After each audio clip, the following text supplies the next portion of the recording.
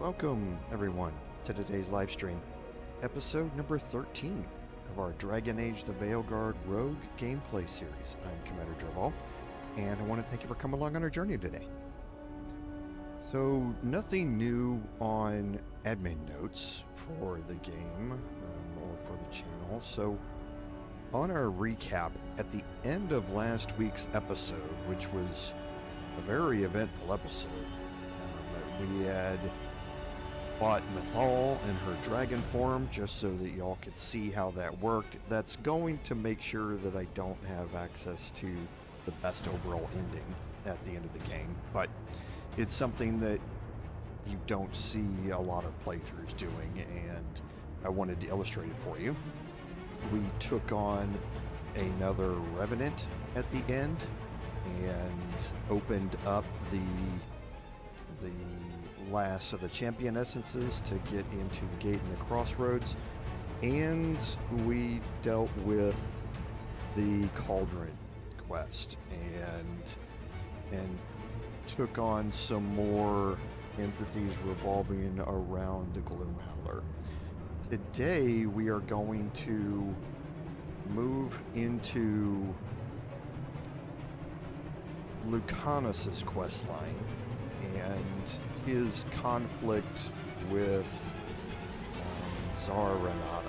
And it's a pretty cool quest with a really cool fight at the end. So let's go ahead and jump in here and we'll kind of take stock of where we are real quick.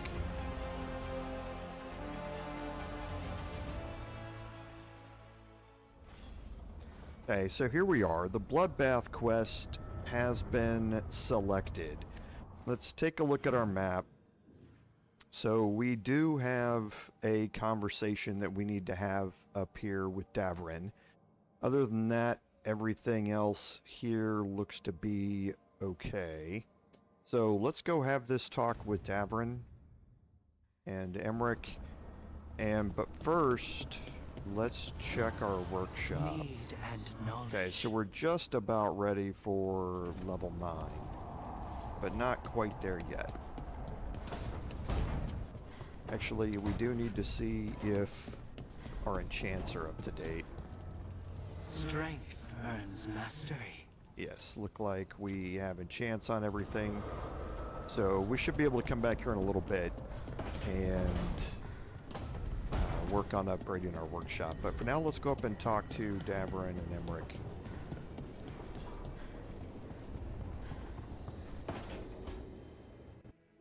Careful with that. But of course. It's the only lead I've got. My dear Davrin, I'll be as careful with this cloth as if it were burial silk from the Storm Age. And this will be so instructive for Manfred. Ah, Rook, just in time. Need some help? Give it a minute. We'll see. That piece of cloth I tore off the Gloomhowler back at the Cauldron still has some of its blood on it. And now, through the application of necromancy, perfected by the Morn Watch through years of meticulous... Yeah, we're trying to figure out what the Gloomhowler is. rather discern its nature. How? By setting it on fire? Patience. To discern, one must sometimes destroy. Ah, yes, of course. How interesting. What is it? It says this was elven blood. This was a person. What? But it howls. A corrupted person. Not always a monster. And something else. Dirthsel. I'm unfamiliar with the meaning. An elven word for covenant. Like a promise or a blood oath. I think I get it. An elf who took a vow, then gets blighted. An elf who knew about griffins and warden's secrets. Almost as if... It was a warden.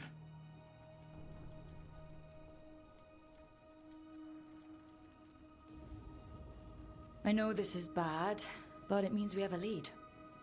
Yes, but one that points within. If Weishaupt knew about it, they never told me. Something else is going on here. I'll put out the word, call in favors, see who might know more. But thanks for your help, Emmerich. You, discerned well. My pleasure.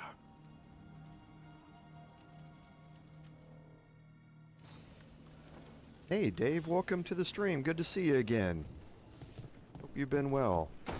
So, yeah, after the conclusion of the Cauldron quest last time, we just now picked up a little more information about the Gloomhowler, and we're going to be following up on that some more. So we'll take one last look at our map here, make sure that we don't have any more conversations, and we don't. So, doesn't look like we have anything here that we need to change. As for ourselves, we did pick up a new room.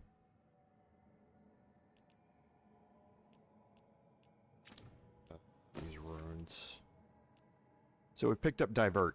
So enemies disengage from you and attack your companions instead for 10 seconds. Does not affect some of the strongest boss enemies. And the passive is plus 10% health. Now that's a big bonus for us.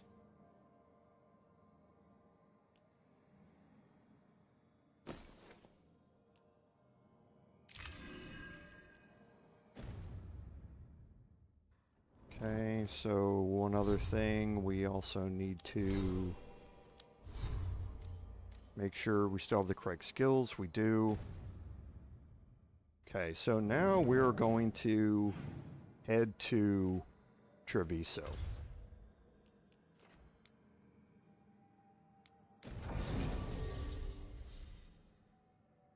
Okay, we're going to take Lucanis with us. And we'll take Davrin as well.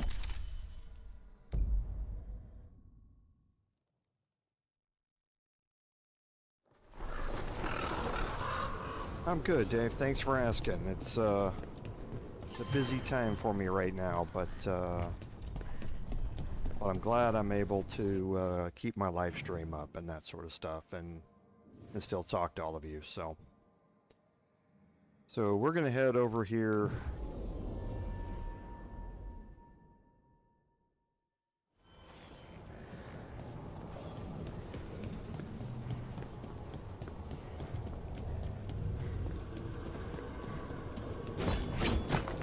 We're probably going to go try and get into some fights here before we get into Zara Renata, just because we want to have our momentum. Spite, I'll have to put you both down.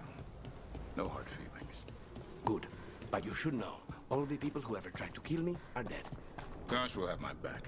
You can't handle both of us. So let's go. I once killed half a dozen Venatori while stuck inside an elevator. Pick some I'll take my fights here. chances.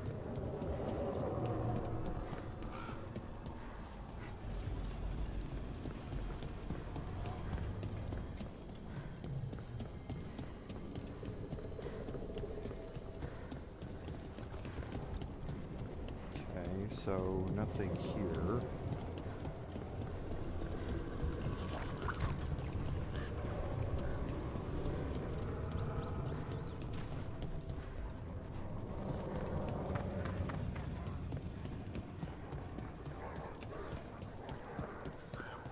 Okay, so let's head down here.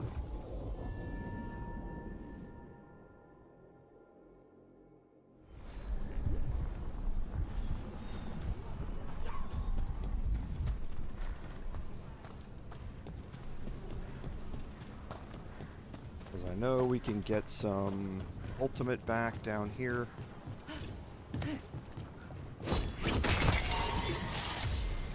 And we can also get into a fight. Here they come.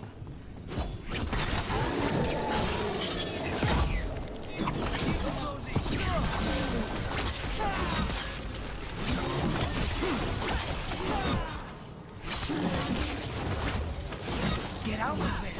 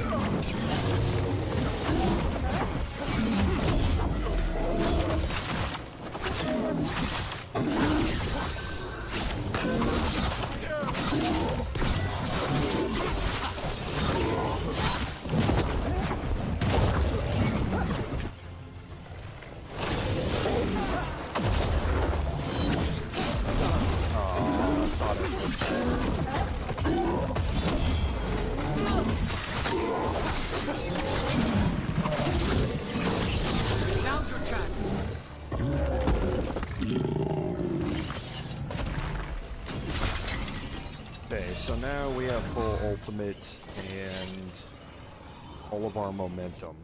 So we'll head back over here. Because you get into this fight pretty quickly.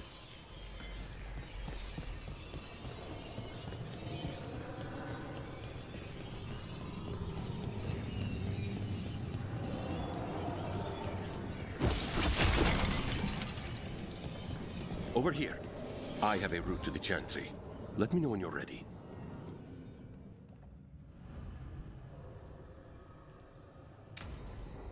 So we're good with that. With the party we have.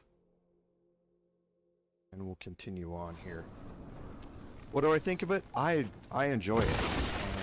I have always enjoyed the Dragon How Age much games. did you pay your informant again? I to be don't. certain. Zara's As I here. said before multiple She owes times me a when debt of blood and people have misery, asked me paid about in it, full. I don't subscribe to all of the virtue signaling and all that sort of stuff that goes on with people's comments and expressions nowadays. I just play a game, and if I enjoy it, I enjoy it. And I really do enjoy this game. I'm not the best at it. My Twitch skills aren't nearly what they used to be back when I was younger, and this game requires some pretty good Twitch skills. But you know, I make it through, and like I say, I do enjoy playing it. So but yeah, been having fun with it.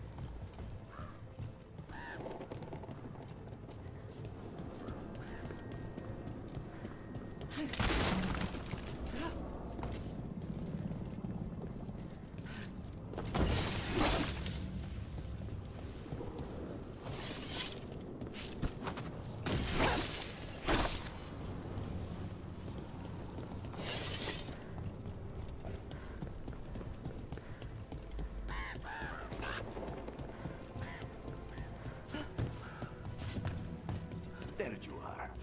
What took you so long? So don't forget the memento.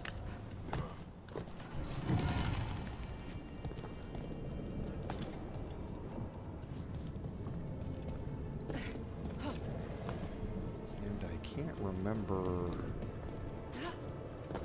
this. Oh, I think you accessed that one from down below.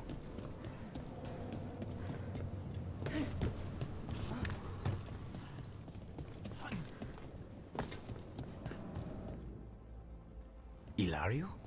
What are you doing here? I'm coming with you, cousin. No arguments. This is my job. This is Crow business. How did you even know we'd be here? Ah, Rook. Come to see how we're faring? Treviso will blossom again. You must let me show you the progress we've made.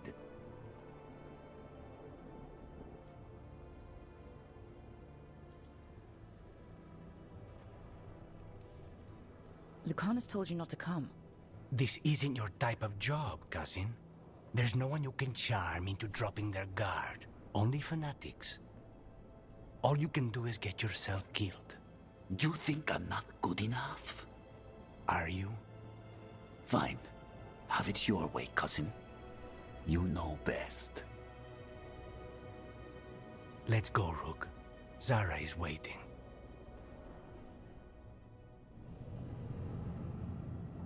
Go on Okay, then. so we need to Don't make keep our Zara way waiting. to the chantry here.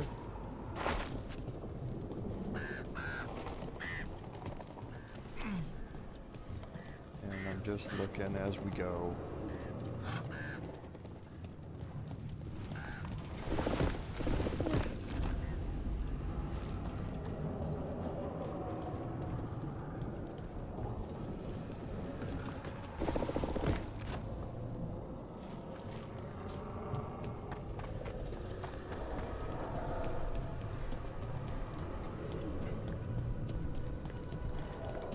So we'll just take a quick look around the outside here.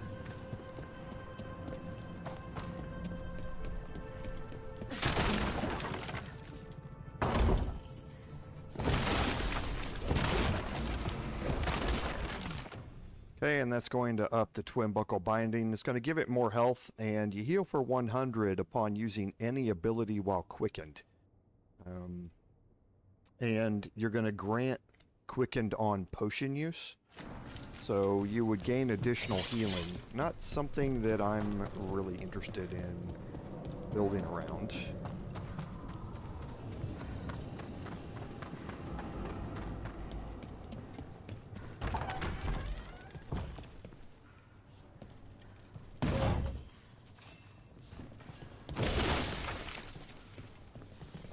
And then we have our full ultimate, which is good. Continue looking around over on this side. We should have a memento. We do.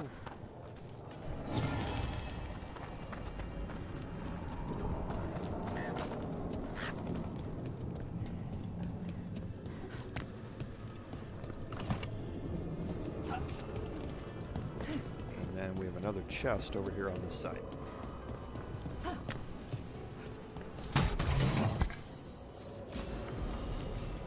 Gonna up the ensign helm. Not something that we use here. It's really for your heavy attacks. This is your heavy attack fighter build item. And then we're definitely going to drop a save here.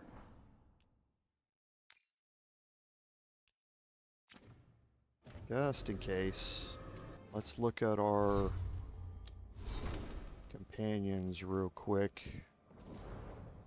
Okay, so Lucanis does have a revival charge.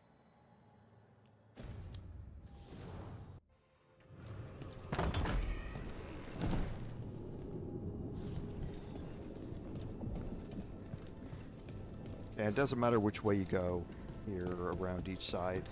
You end up back at the same spot. Right here, and you can see we've got some stuff to deal with here. Dragon of night, hear the prayers of your faithful.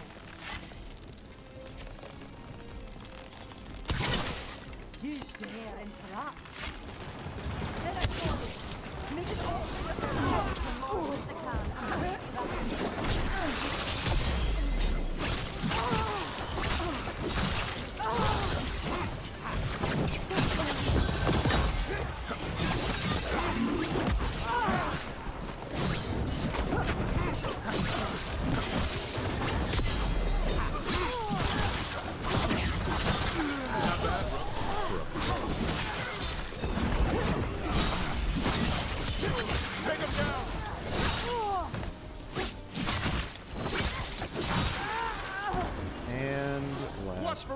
that. Targets ahead. Look at all the buffs.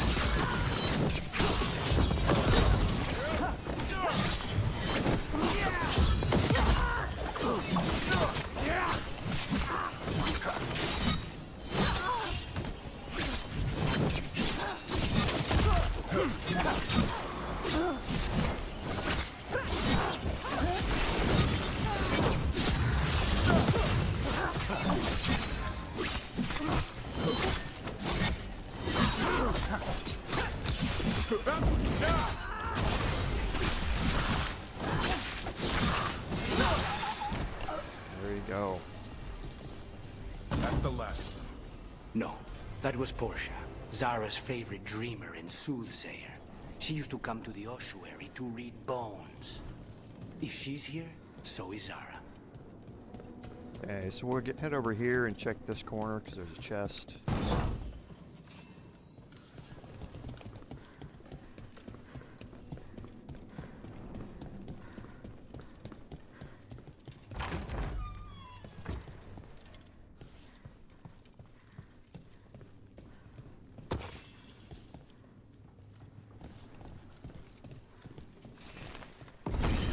Where does this go?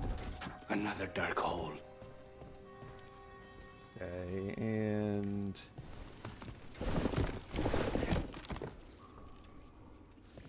we're again going to get into Zara another will fight not here escape fairly me. quick. We'll finish the job.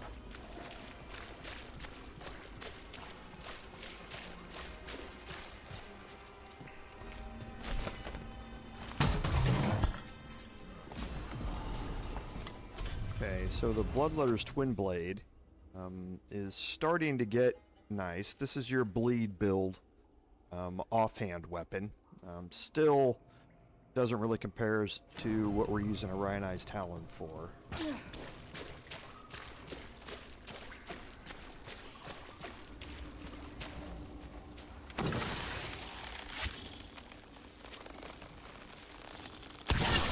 Time to work!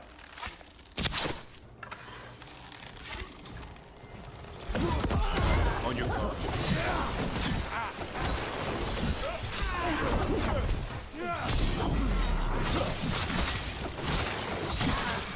We cannot stop now.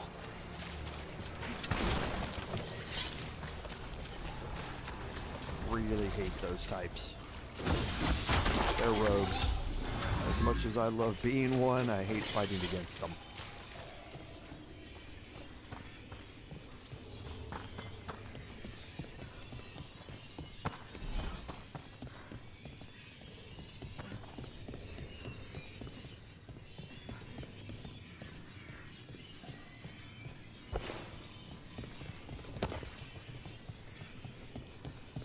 Okay, now we're going to get into another fight here.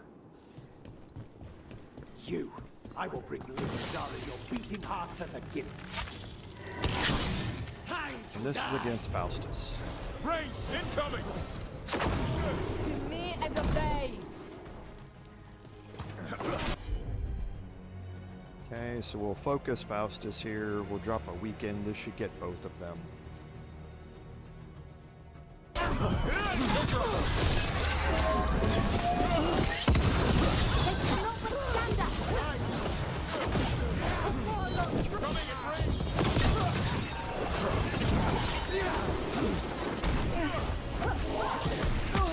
Come on. I'm good to go.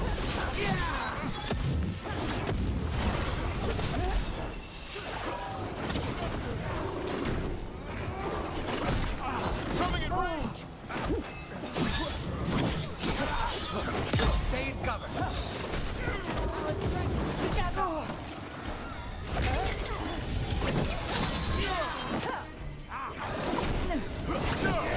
Faithful out of range! Incoming! We need to close him.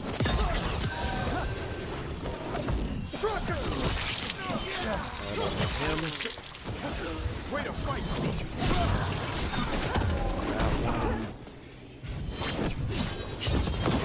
Gotta move!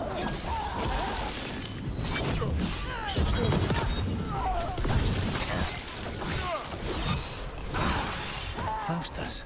He'd follow Zara around the prison like a sycophantic shadow. We're close. He won't be far from her side. So again, all those buffs down there in the lower left-hand corner, every one of them is another 10% damage. So when we are advantage stacking like that because of our gear, we're getting a whole lot of damage increases as we go through. So part of how this build is going to be built, or what this build revolves around, I should say, is the fact that we're able to advantage stack like that.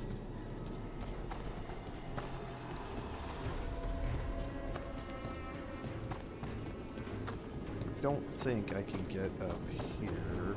No, I think that's the way out.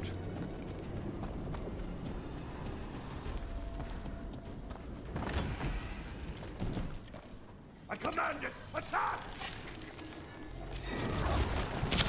Trouble nearby.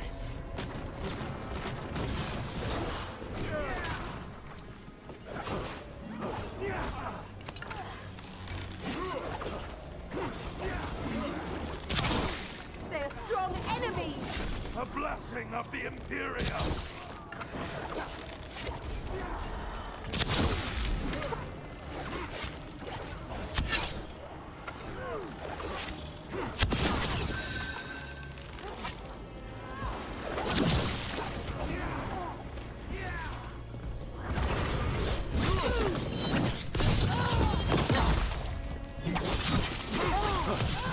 Time to finish this, Rook! Okay, easy enough. Still in one piece.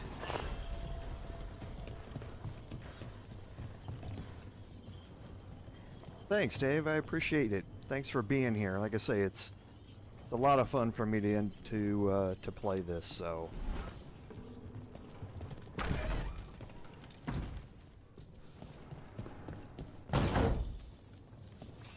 So we should still have full ultimate. We do. Enough! You die! And here are the bodyguards. Let's make this And quick. we have 2 bodyguards here.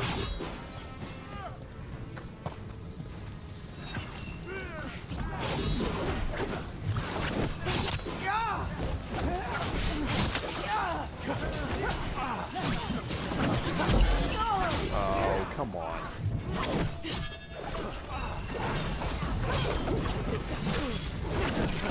Watch out! On your right!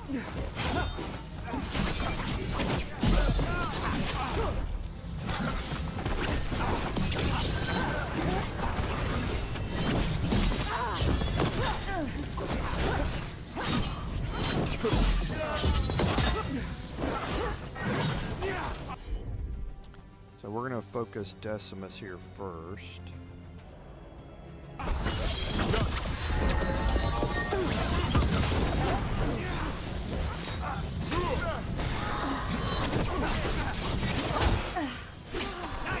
And that hits him.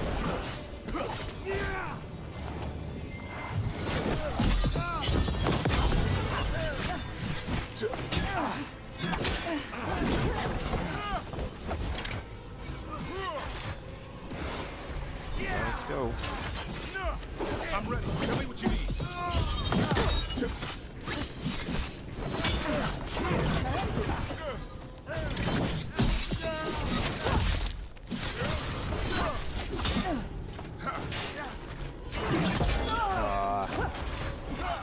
He's got a delay in his attack.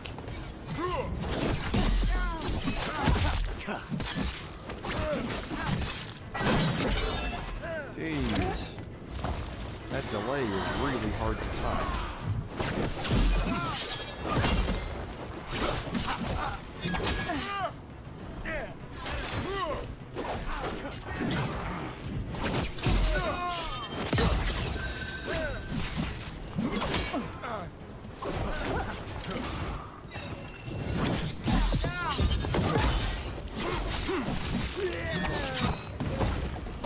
Nonus and Decimus. I don't know if those were their names. Yeah, or if Zara just numbered her guards. his attack there has a lay in it, so when you see the trigger above your head and you react to it to defend, it's not timed right. So keep that in mind when you're doing that one yourself. Hold on to your defend a little bit longer. We're close. I can feel someone using blood magic. A lot of blood magic. You can... So the Bleeding Corvus is your physical ring. This is going to up your resistance to it. Can you sense that? And here, It makes the back of my eyes hurt. don't forget the door. Sorry.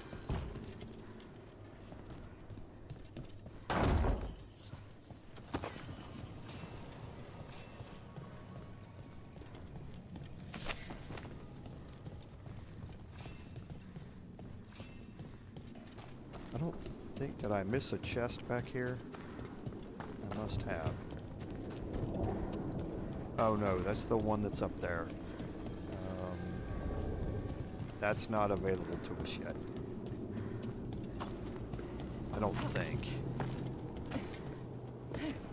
I think I remember where that one comes from. I think you have to come in from over there.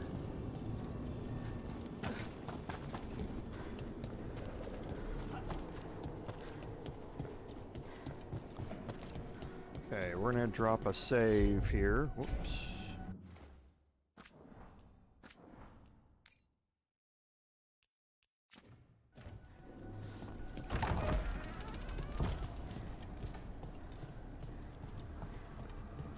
Yeah, because here's the ladder up.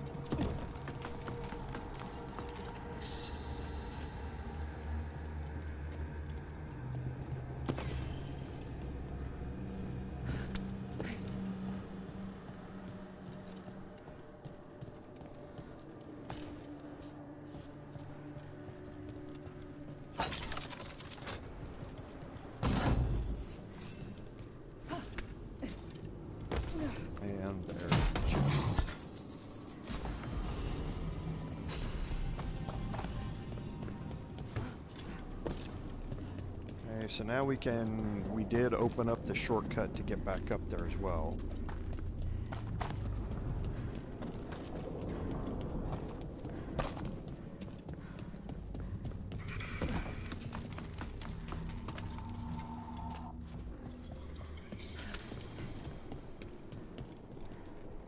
So yeah, nothing down below us either, so looks like we're good here.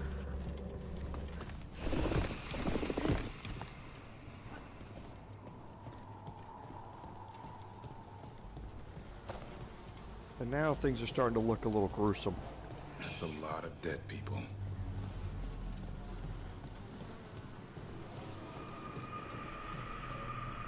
And an ominous door in front of you probably lets you know what's coming up.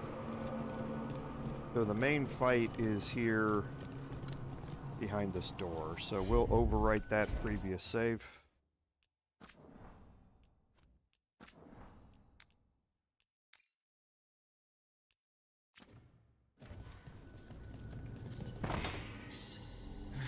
Lucanis. It's terribly uncivilized to drop in on a lady unannounced.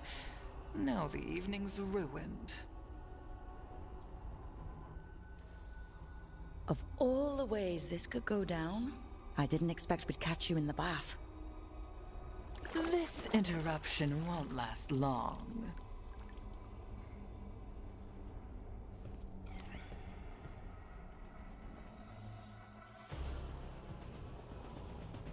You're mine, Zara. This ends with my knife through your heart. Tempered. Okay, so we're about to get hits here, so I'm gonna take 1,000 cuts just to avoid it. Temper, Lucanis. And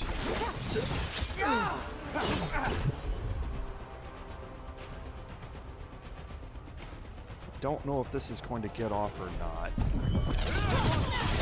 job, Davros. Whatever gets it done.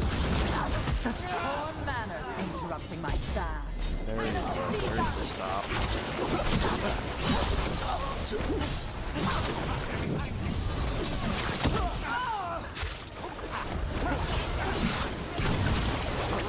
I'm good to go again.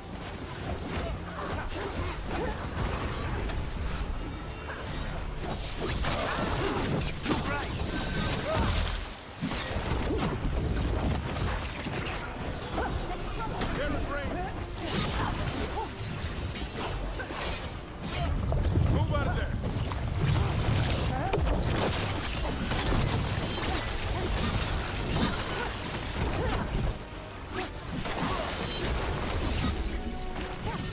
I feel and obey. Okay, so now we should be able to drop another combo here now that she's stunned. On that. Ever shall we do? Better question is what Lucanis will do to you.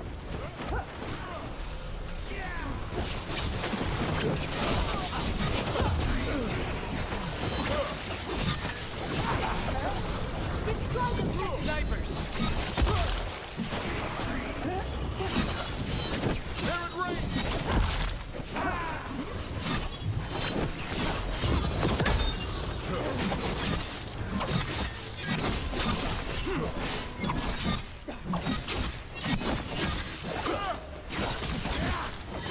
Watch the ranged attack.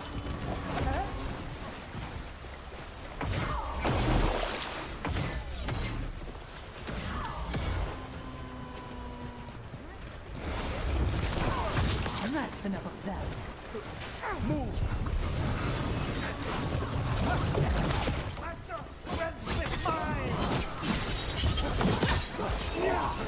There, on your right.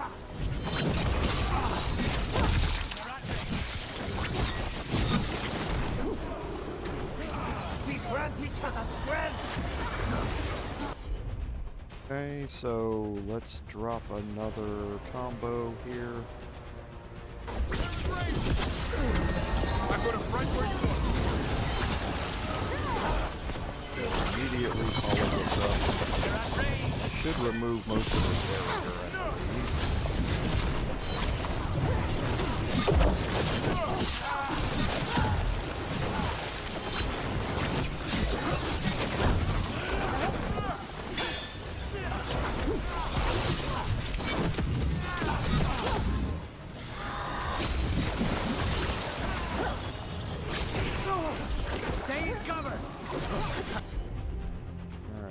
So, one more here.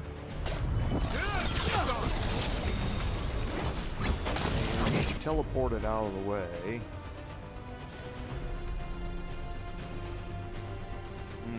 I haven't landed yet.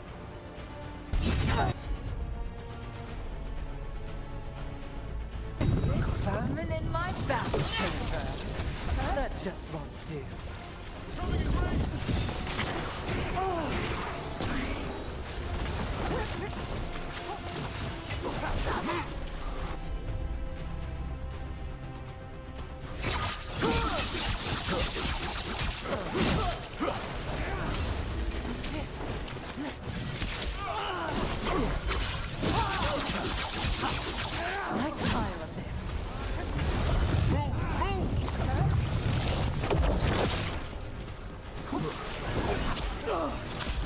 I'm ready.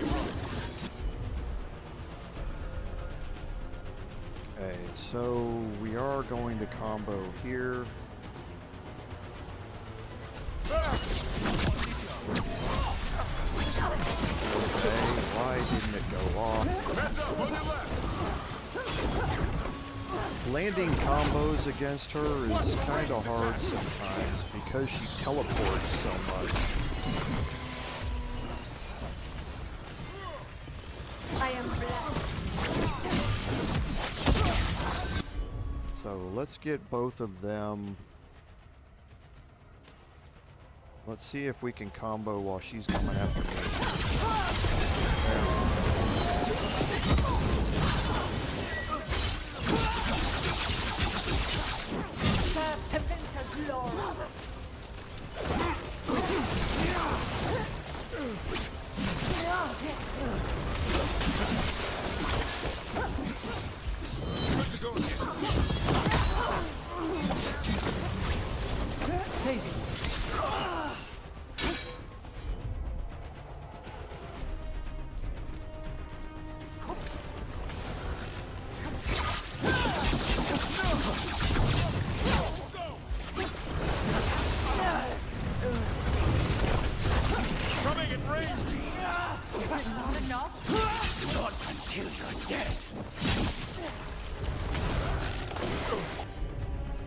Let's see if we can get this off. I don't know if it'll land in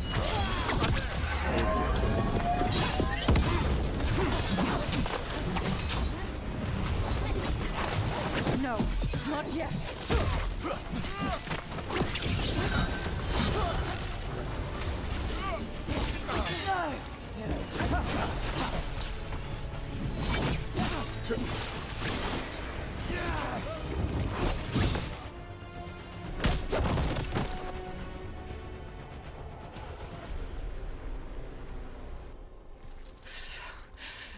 Serious, Lucanis. Why don't we talk? I can tell you much about Venatori and our pet crows. No, I want her heart quivering on our life. You want to know who betrayed you, don't you? Who sent you to the ossuary? Doc. I knew you were risk. Ilario? I told you this is crow business. Amato. No! Mine!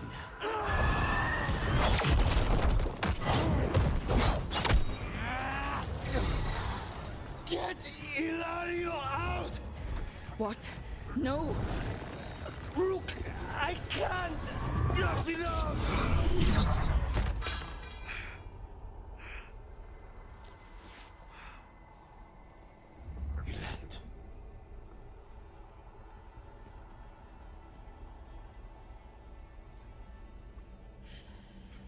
What did you do to him? Nothing. I don't know what happened any better than you. You have to get him out of here. Rook, keep him away. From Treviso, from the cross. He is a danger to the family.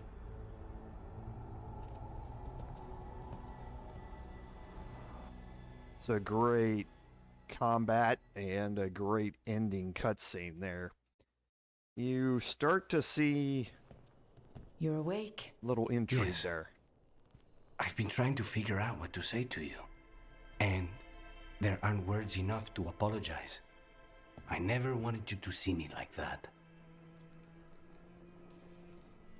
Lucanis, you don't have to do this alone.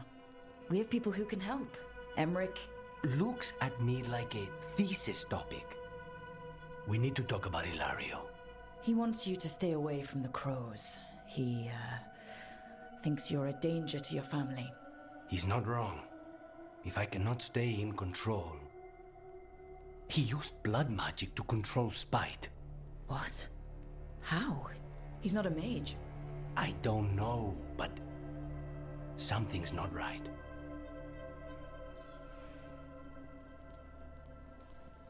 The night you were captured, did Ilario know you were boarding that ship? Yes. I didn't say anything because he's your cousin, but I've always had a bad feeling about Ilario. For his sake, let's hope you're wrong. Rook, you did not need to come with me on this, but I'm grateful that you did. Are we good? Or better, at least? You and I, yes. But Spite and I, we cannot go on like this. I have to find another way.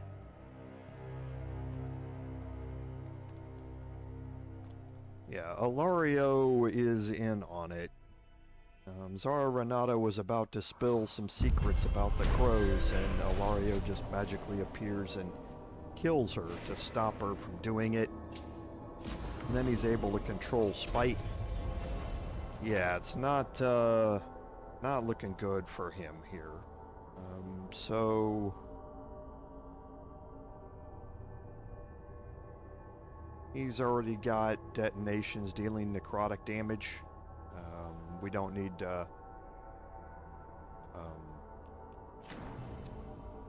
combine that with bleeding. I need to get the team around the table and talk about what's next. Okay, we've got some missives here. So, the end time we need to go see Taya. And we did learn about the Black Emporium. We visited it last time.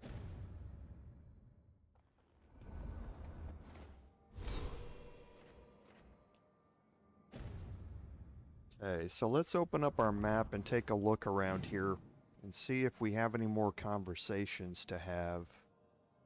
Yeah, we do here with Harding. So let's head back in. We'll talk to Harding and Emmerich.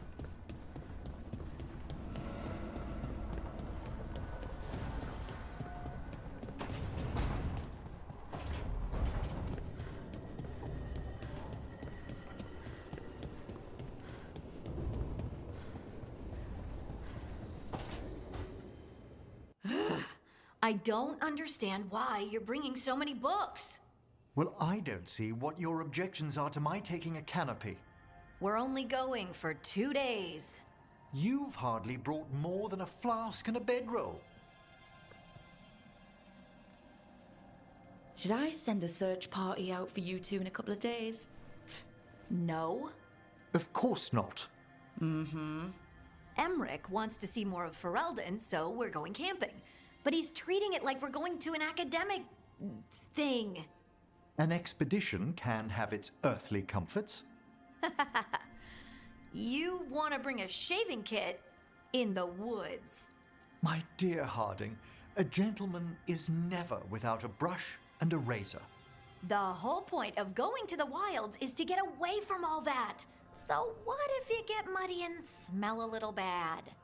One can enjoy the scenery while remembering to bathe.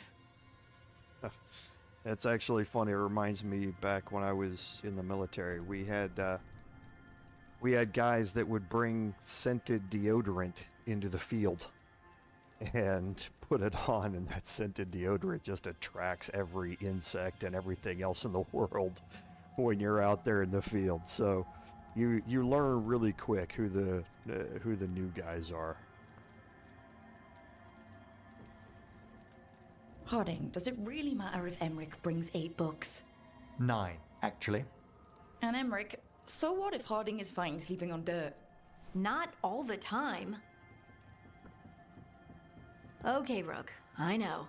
This trip's supposed to be fun. I really have looked forward to you showing me more of your home, Harding. Me too. Oh, and I'll make us sandwiches. Ah, your famous ham and jam slam? Well, yam and jam slam because you don't eat meat. So I'll use yams. How thoughtful. Thank you, Harding.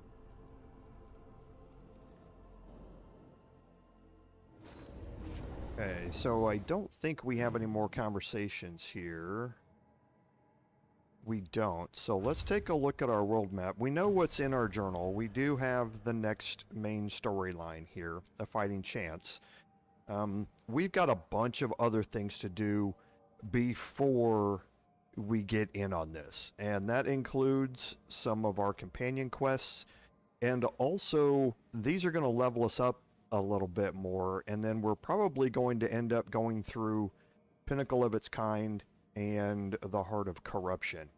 So let's start with Emmerich's quest.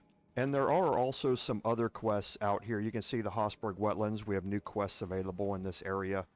So we've got a bunch of additional quests that have opened up here. So let's go ahead and we'll head to the House of the Dead. So Emmerich needs to go along, so we'll take Tosh as well.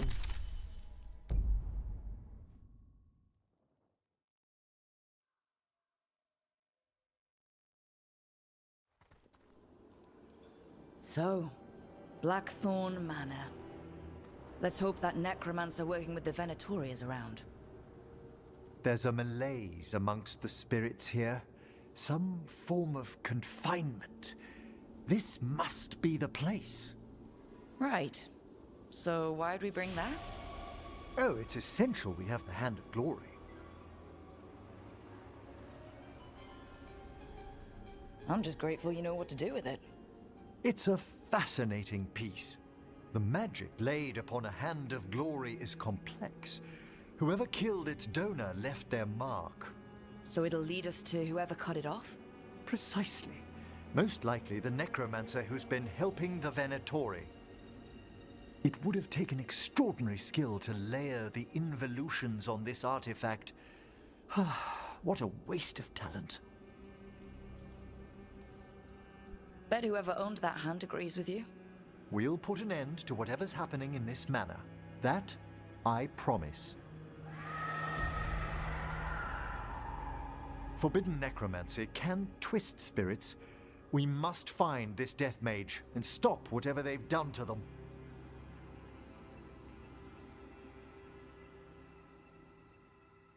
Okay, now the Blackthorn Manor is very similar to the Deep Roads area in that it's a single visit area. So you want to make sure that you've searched around and collected everything you can while you're here.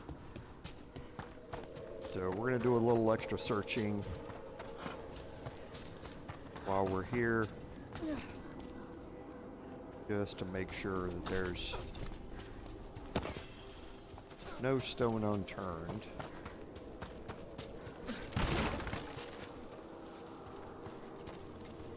Okay, nothing down below us.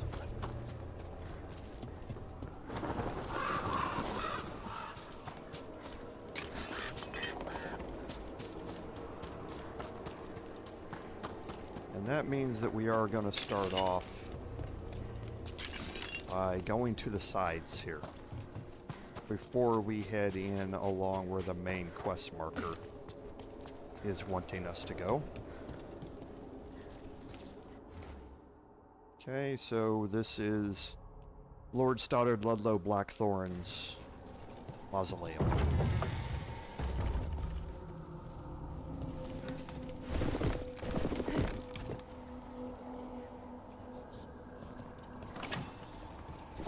Okay, that chest up there is what we will run into on the way out of here.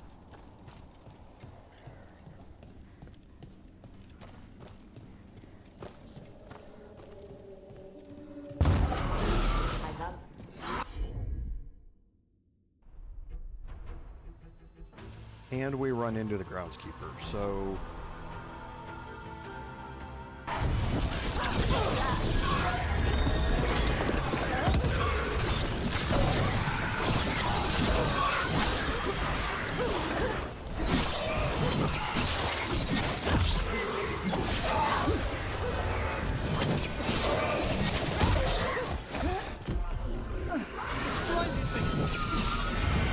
So now we're one with him again.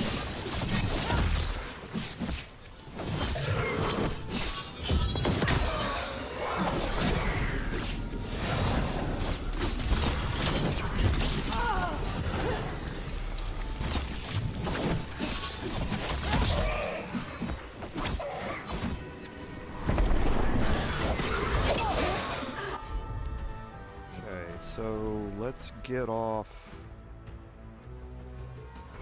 He's out of range of this.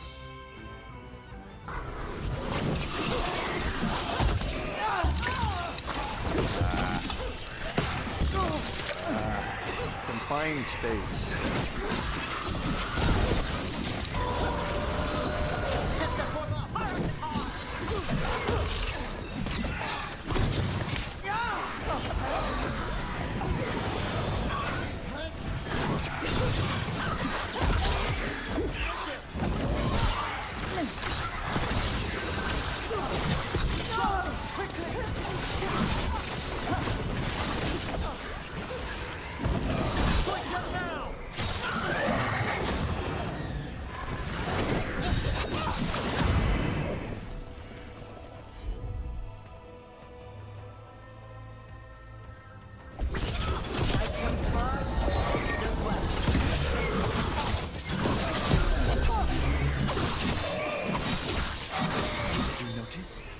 There are far fewer corpses here than there should be.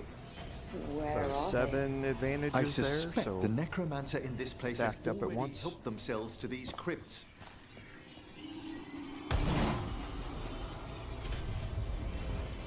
So I'll definitely take the plus 70% damage that I get for stacking those up.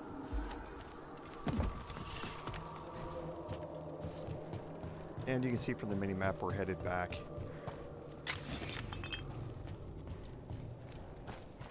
To where we came in, and there should be a chest in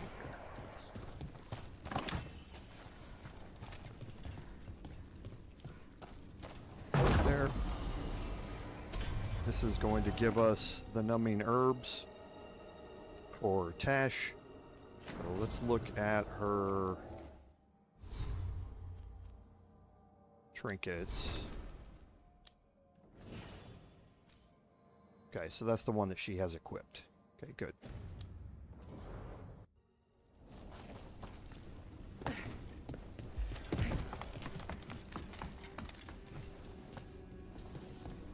Okay, we'll head across the other side real quick. There's not much over there. Just some items that we can pick up.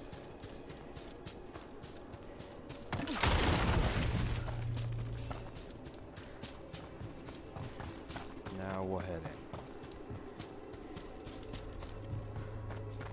Now there is a ladder up there that you can use as a shortcut, but you have to get up top first, and that won't happen for a bit. Well, if there's a rogue necromancer here, they forgot to lock the door. The Hand of Glory's magic points inward to the northeast. Let's go look. This place Okay, smells so weird. a couple of things that we can do is head off to the sides a little bit. There's a memento here.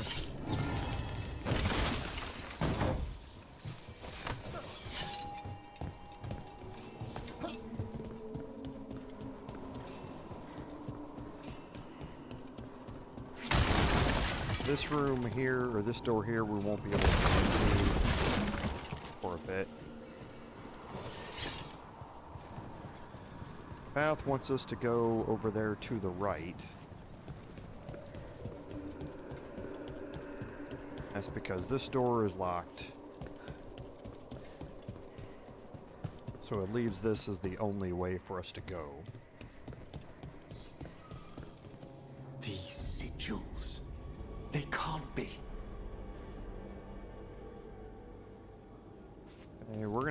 look around the upper floor of the library first.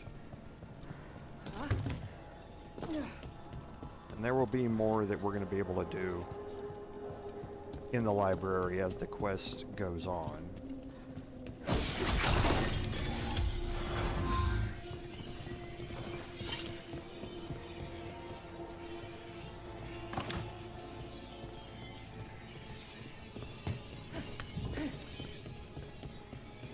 And now we can head down to the bottom floor.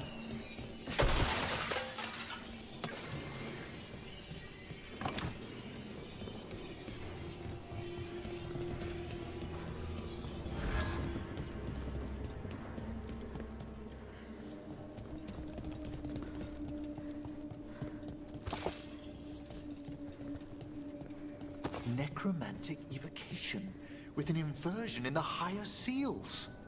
Our rogue necromancer has hidden something terrible behind this door. Can you open it?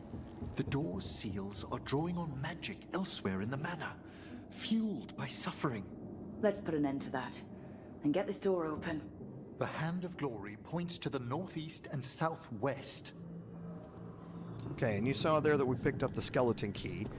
We had found that door upstairs that was locked by the skeleton key. So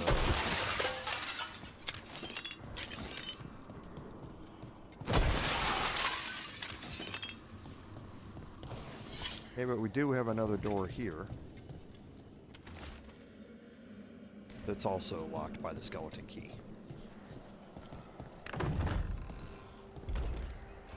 There's something off about the texture of the fade here. That's never good. It's been deliberately thinned. The spirits press closer than they should.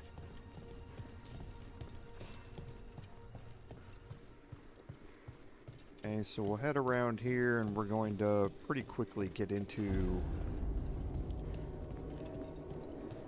another fight.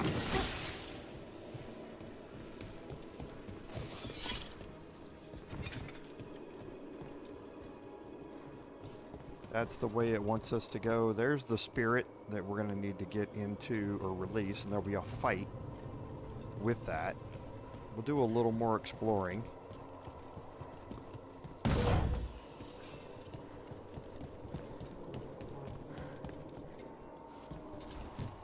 And you can see where we came in down there. So we'll head over here first.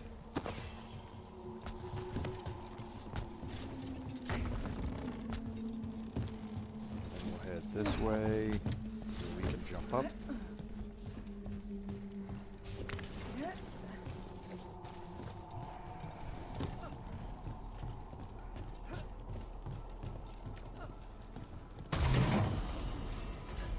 And that will unlock the next effect for Striking Misfortune, which is Necrotic Resistance.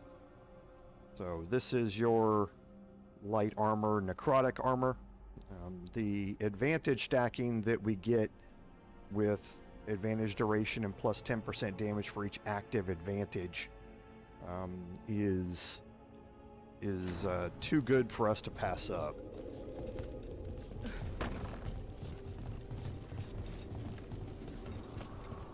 Those candles gonna light up every time we go by? They should. The real question is whether it's a residual enchantment or if the manor has manifested a personality. Okay. You think about that. Okay, so now we'll head back down. Yeah, head back down here and we'll get into this fight.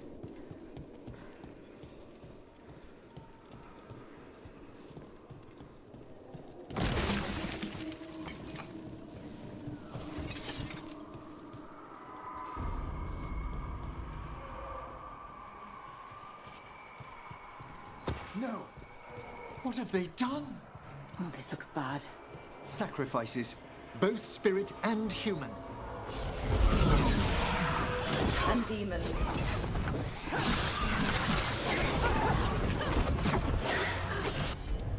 Okay, so let's scroll through these. They're all frenzied shades here. I think we probably have time to get this off.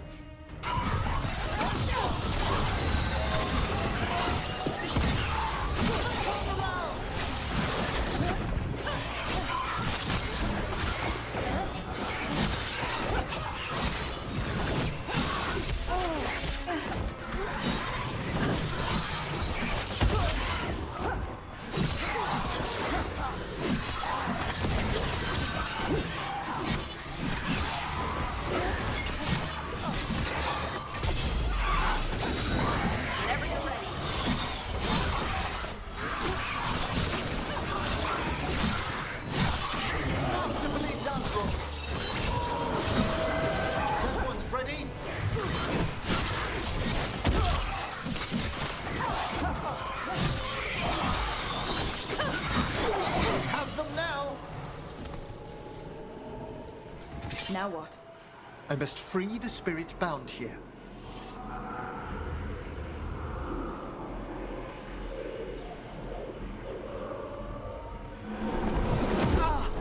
Emmerich? Someone's been harvesting their terror. Their souls!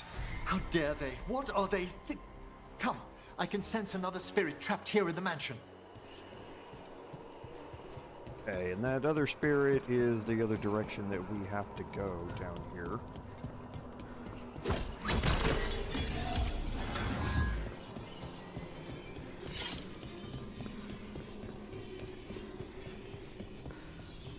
You'll see back here in the library that half of the seals are now gone. Freeing one spirit has already weakened its seals. Halfway there. Thanks, Emmerich.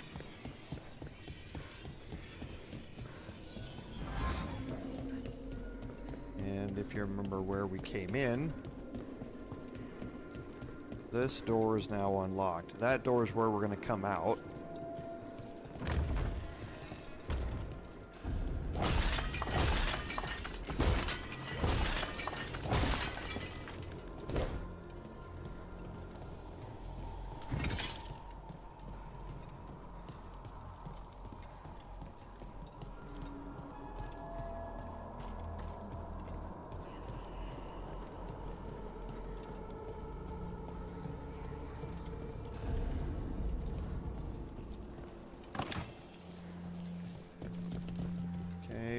It wants us to go this way, through there.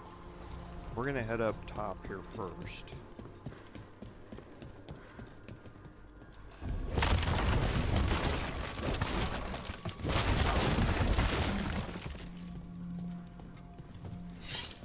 Why'd whoever lived here leave behind their best stuff? No one knows why the Blackthorns abandoned their manor. Rumor hinted at a family tragedy. A perfect spot for our wayward necromancer to work unnoticed.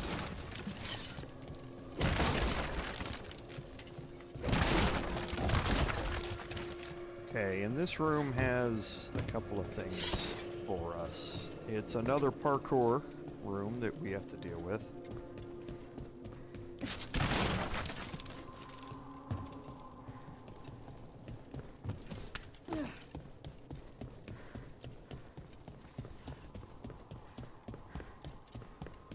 And we also have this downstairs area. I spy trouble ahead.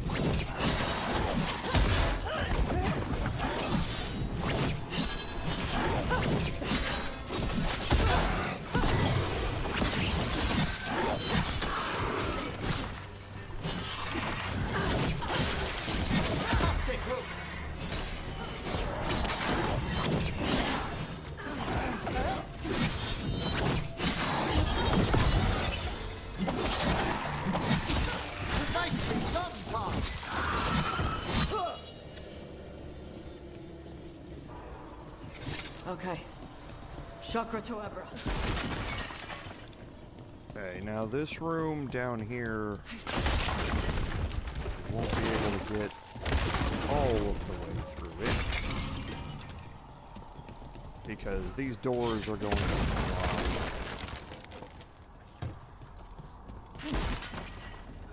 Feels like there's eyes on us. This section of the house seems displeased to host new guests. Perhaps we've discovered a hint of what drove away the Blackthorns.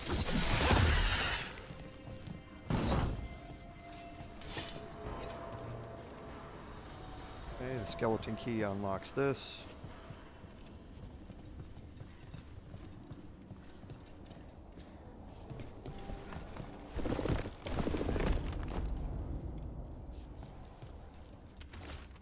Okay, and we have basically their That note hints at the root of the tragedy that befell this place.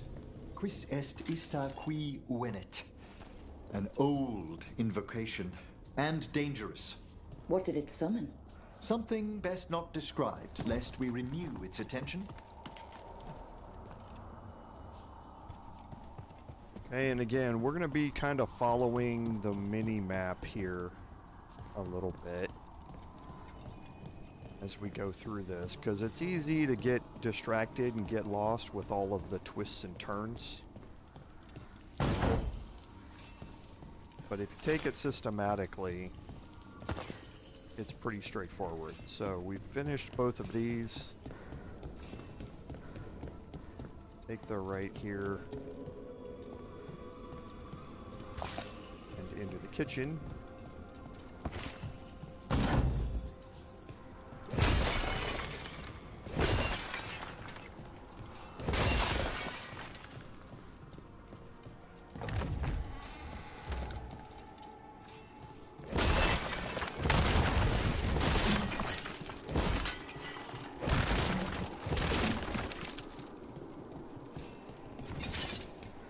And now you see back where we are. Okay, that's that door that we saw that was locked earlier. Now it's unlocked, so we'll head back into this main room again. Okay, we have another locked door over here. We're not able to go anywhere here. But we do have the parkour that we need to do, and this is locked off.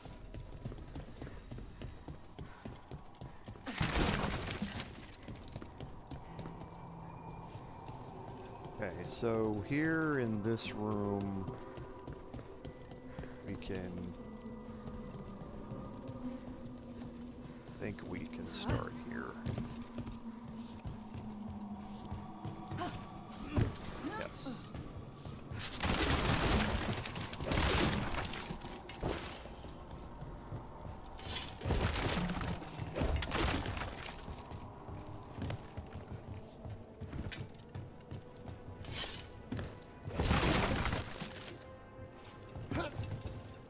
So we'll head over here first. Head down and grab a couple of things here.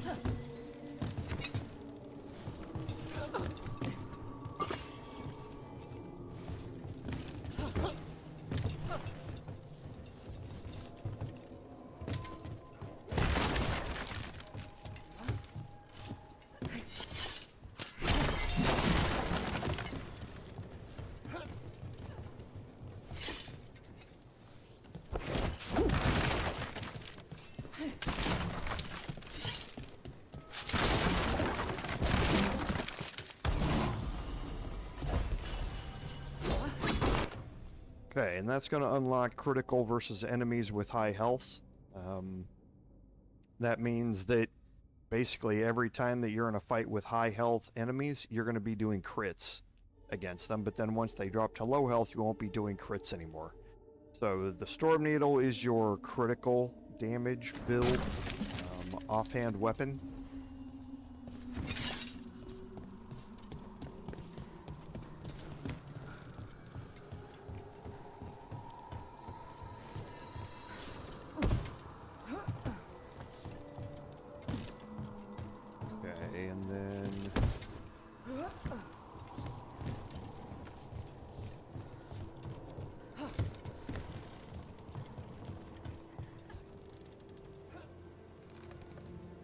I think that's it in here.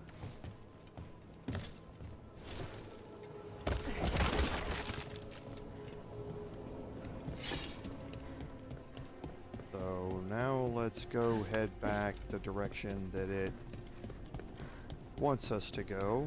You can see where we are, the main entrance again.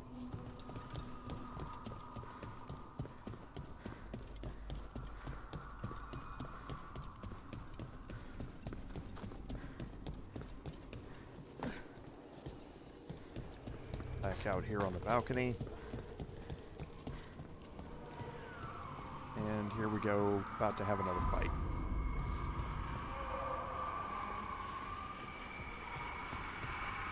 Another victim. And demons!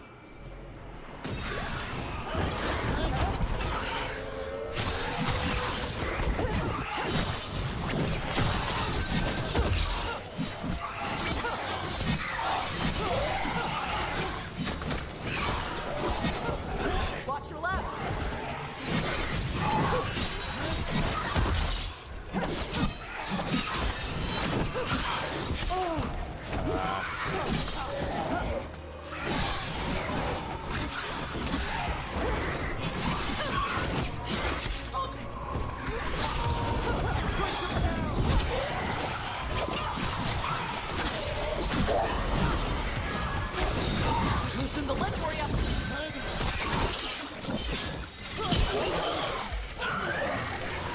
Okay, now we get the next group.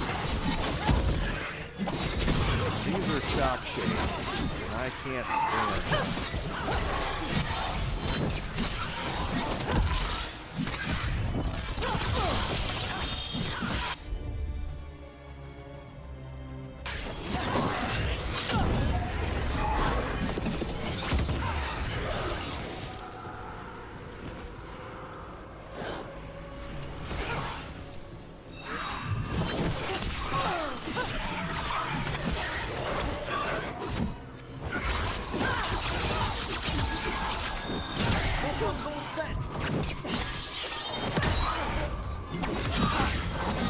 Got him ready for you. Hey, where did it go?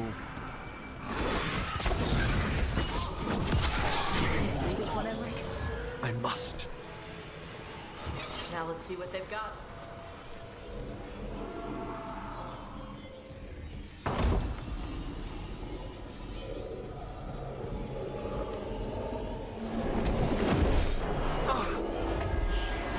What now? Someone's been stealing the life, the essence of people who knew they were facing death. The effects persist, but the door we saw earlier should be unsealed. Hope that necromancer we're after is behind it.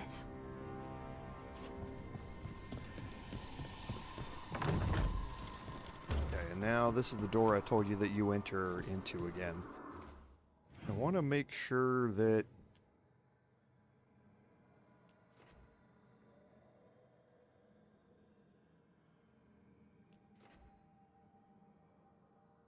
not entirely sure if we can get back there or not.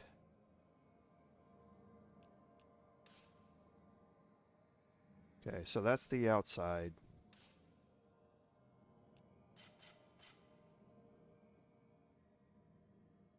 Making sure that,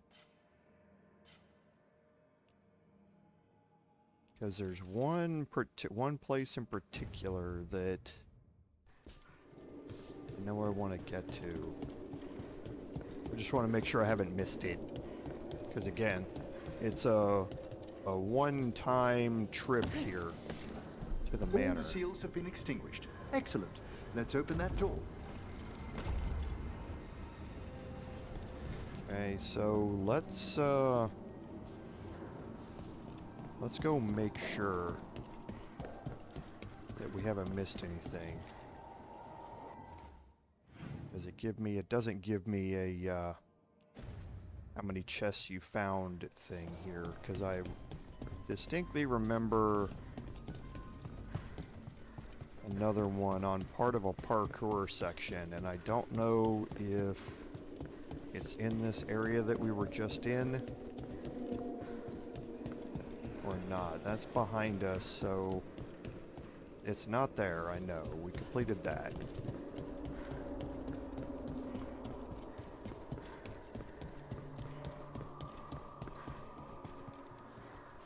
And yeah, this bedroom was the dead end.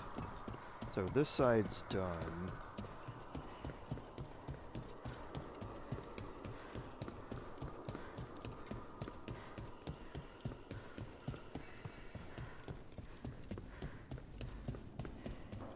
Go see the other side over here real quick, because that's where we're going to end up going.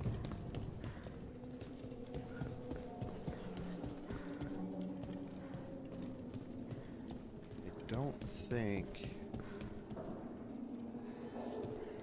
there are any more doors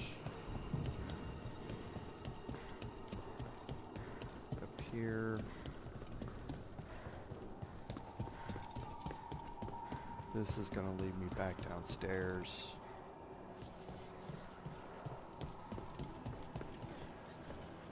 Okay, so I think we might have gotten them all.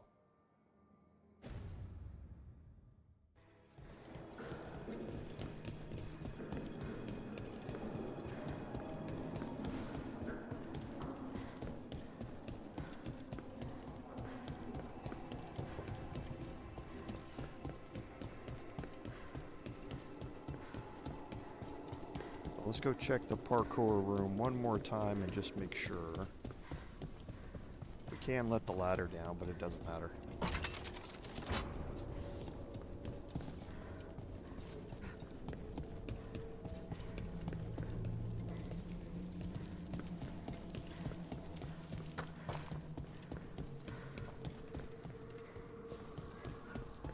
So we got that chest up there.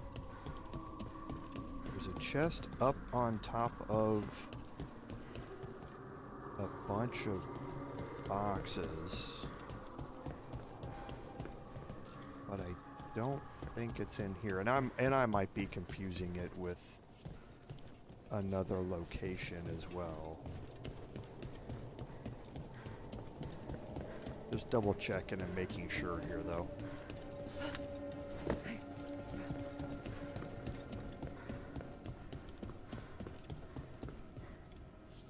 Yeah, this area here.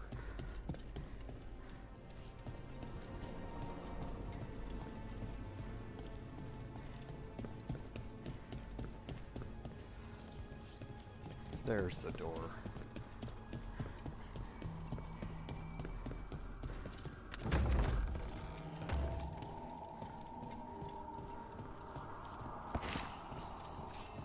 Okay, so that wasn't the door. There's another way to...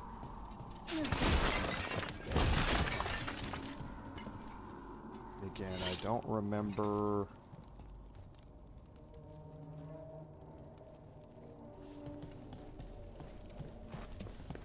where that is.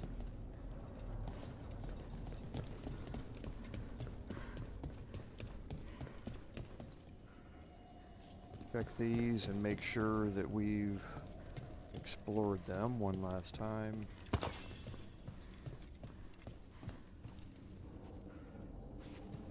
And there's nothing down there. It's a dead end.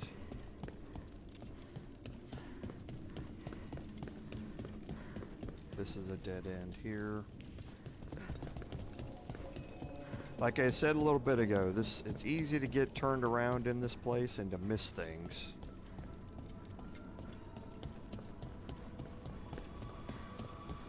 Because there's so many passageways that you can go.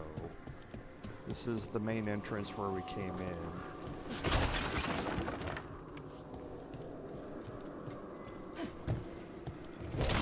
And these are the chest I picked up. So that chest is...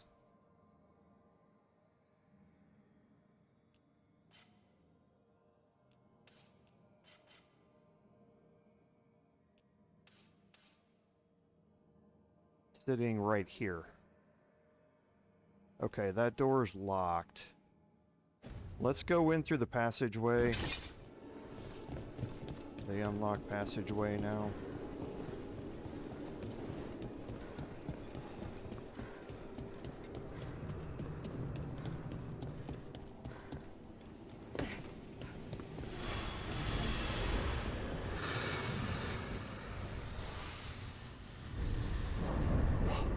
Someone's torn a path into the Fade. It's imperative we find and stop this necromancer from keeping the Fade open. Okay.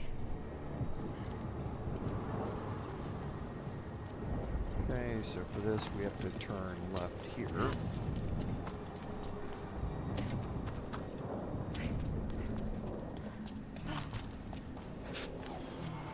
That wisp looks ups. That. This will give us This a wisp. necromancer we're after corrupted it. Fortunately, I can calm the poor things when they're in this state. Okay, we're gonna need to unlock this.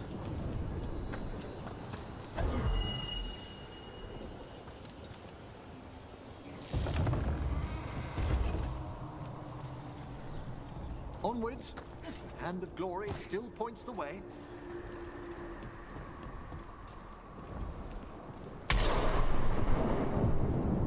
Now there is a way down here.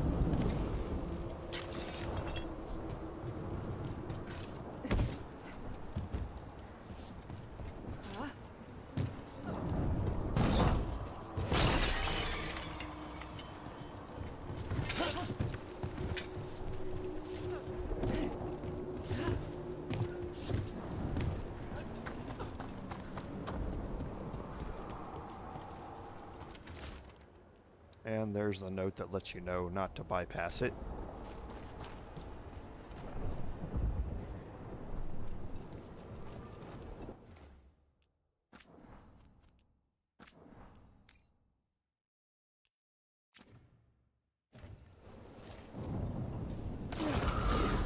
Undead? This necromancer once helped us undead into the fleet. Okay, we don't want to target him or him. We want to target the Rage Demon. Under rage. Okay. Right. The world will open until we defeat them.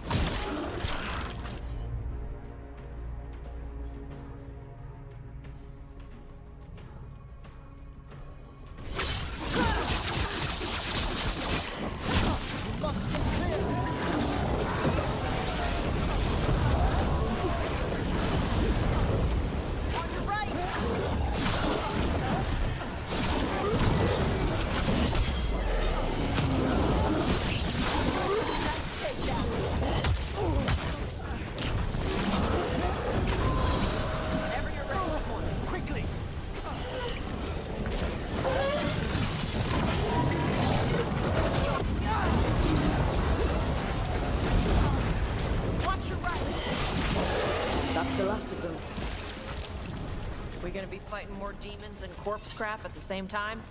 Our rogue necromancer knows exactly where we are. Why have they gone to such lengths to drain power from spirits? Okay, so now we're going to start making our way back into the area. And this is the area I was thinking of. There's some parkour here that you don't want to miss.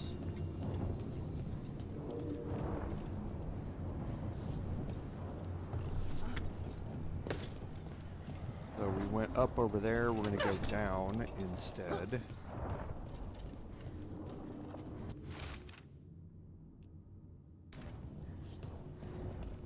And around the corner here, we should have another way that we can jump over.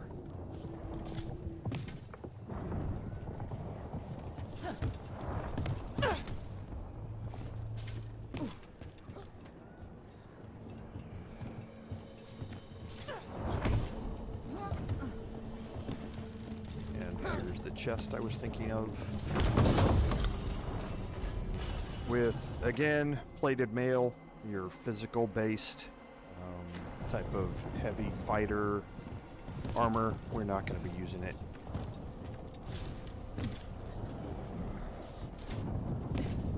Oh, come on.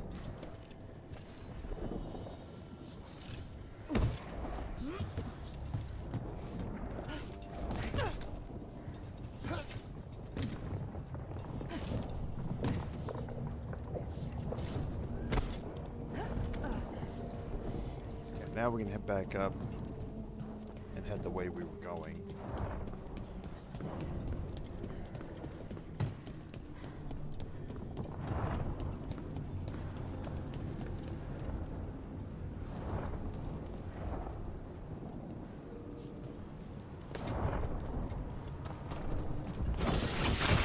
Down there, 4 victims. I don't see that rogue necromancer yet. I suspect they're nearby. Okay, so let's go Let's back inspect and their head handiwork. down first.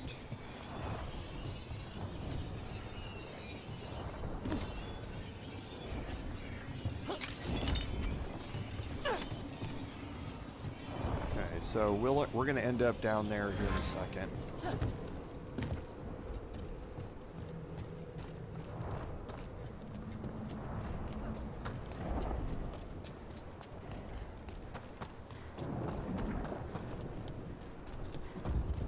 And this was going to be where our last spirit is.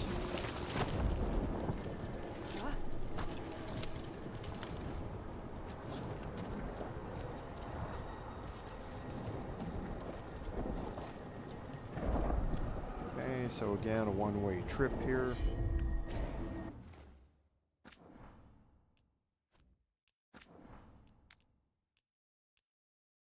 Actually, that shouldn't be 62.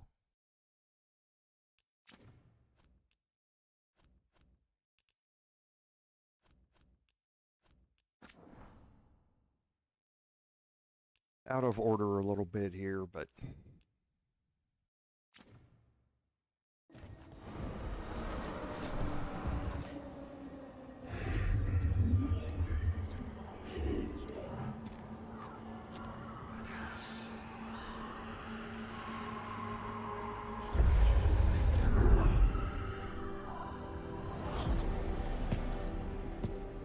Late as always, Professor. It can't be.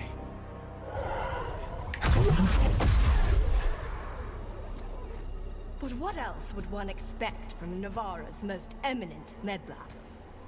Johanna Hezenkos. You've met? Oh, the Professor and I have known each other for ages. But only one of us realized the Watchers are no place for a mage with ambition. She's just trying to needle you. Johanna always did make a sport of it. Resentful prattling from the one left behind.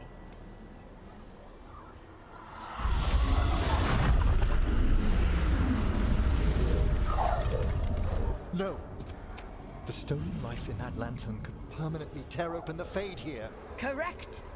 Only the foolhardy would shed blood near it in this state. So, let the Watchers mourn your pathetic death in the Fade, Emmerich Volkaren. Those that are left after my return. it presents itself, and No. What is in she its planning? wake, Emmerich? we're going to have a new demon. The Greater Despair demon here to work with. You okay to fight? Johanna took the lantern away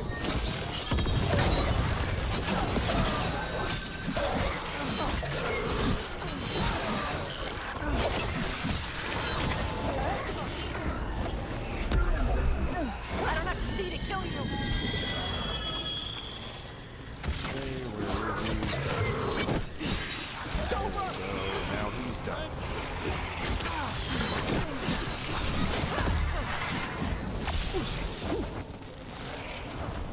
It's gonna be taking fire.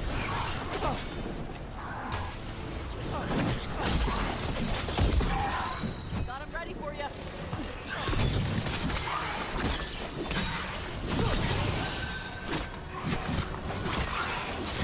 Well struck! I made that one ready! Come on, get up here. What did Hezenkos do to that spirit? I'll try freeing it, but I fear the worst.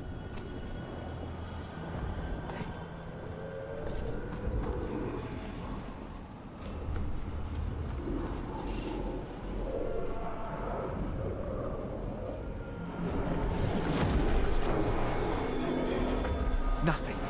The spirit, its essence, is gone. Johanna's trapped it in her lantern.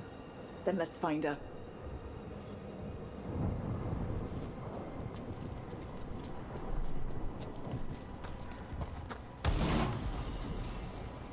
Okay, so let's see what this does. This is equipped, so attack my target applies vulnerability to necrotic damage. So now that we have that, and now it's 50% stronger, we're going to start off all of the combat by having Emmerich target a specific enemy to apply vulnerability to necrotic damage, so that then all of our necrotic weapons and everything like that deal that much more damage.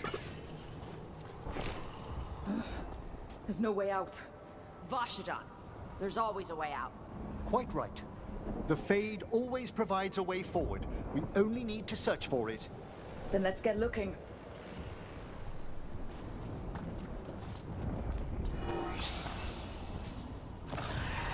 The candle.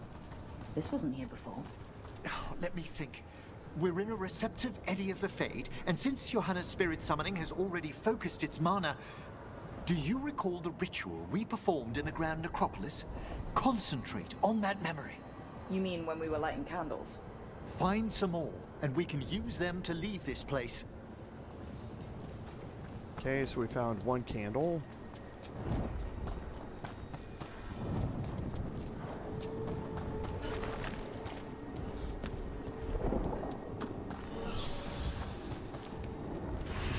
Here's that last candle. Excellent. Place them on the pedestals, if you would.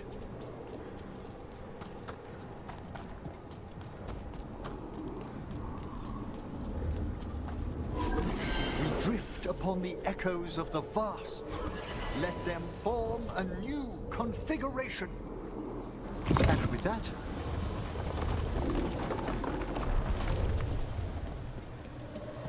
Like I said, always a way out. we must find Johanna once we're out of here. This rift in the Fade will lie open until we deal with her. Okay, and now we're back at the start, where we entered into this.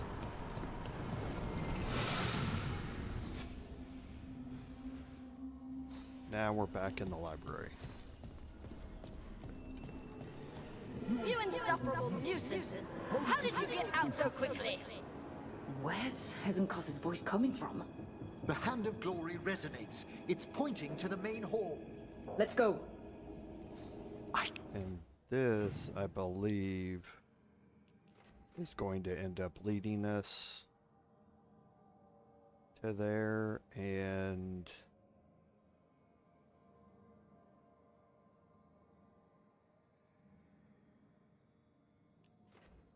yeah, because that chest was right there. So I think it leads us out that way. I can feel Johanna summoning hostile spirits.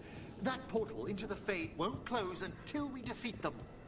But we still can't attack Hezenkos herself while she's holding that lantern. The entire countryside would be torn apart in a maelstrom.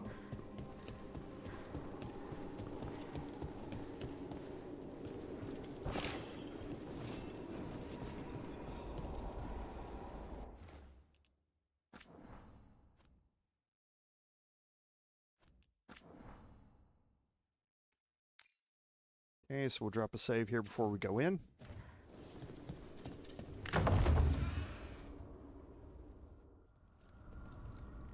So you crawled your way out of the Fade?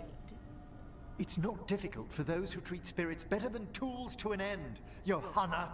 Sentimental drivel. You may have stopped my work here, but Navarra City will know its new ruler. Look, that lantern's dangerous. Why don't we talk about this? Dangerous to those who fail to realize what can be done with it!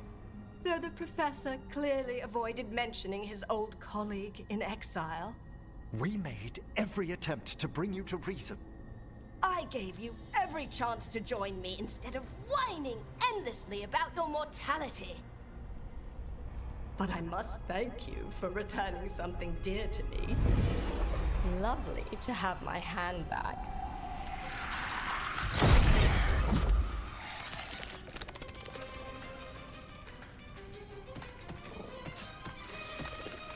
Got some Addams Family vibes here.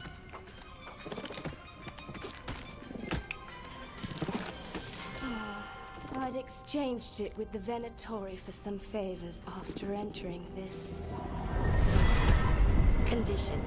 Johanna, what have you done? What you never had the courage to.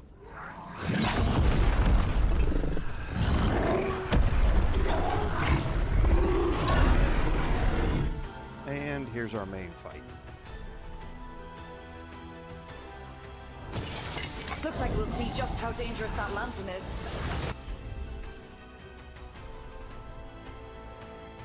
Okay, this is Rampant Ego here. And I think I'm about ready to get hit, so I'm going to try and trigger 1,000 cuts to avoid it. Johanna, again! Want to tell me why he has no eyes? Afterwards. Okay, so we disappeared. Covenant range! so now I don't want the shade behind him. I want him.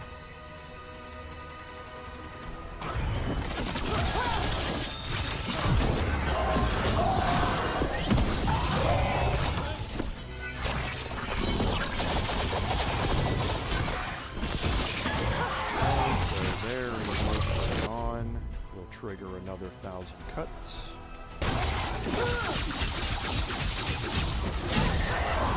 We'll trigger one more.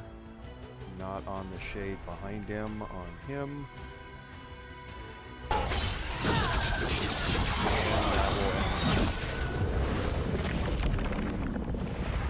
That's the last one.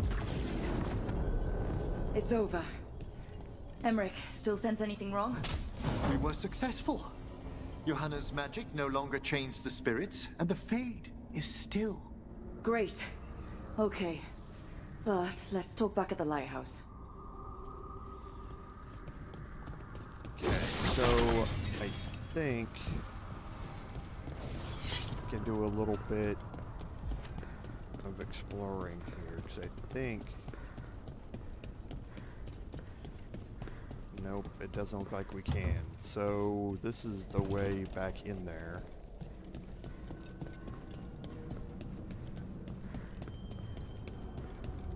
So, nope, can't get out of here.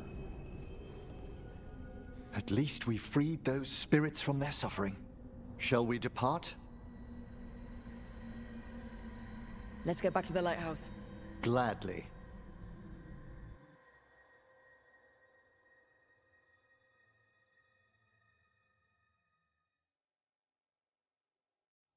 Oh, the Song of the Chambers won't have anything on what Johanna's...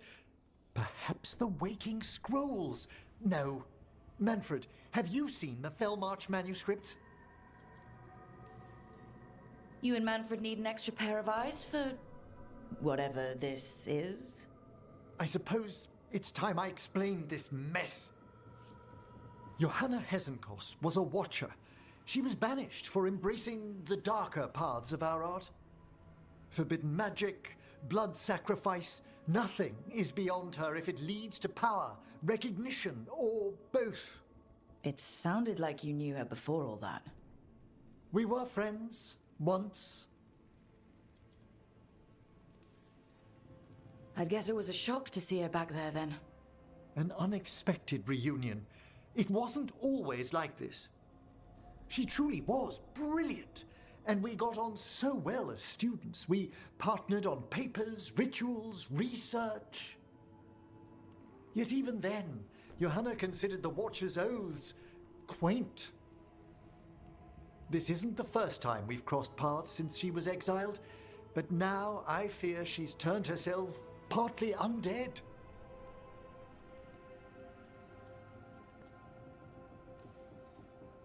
Even after what she's done, I feel a little bad for her.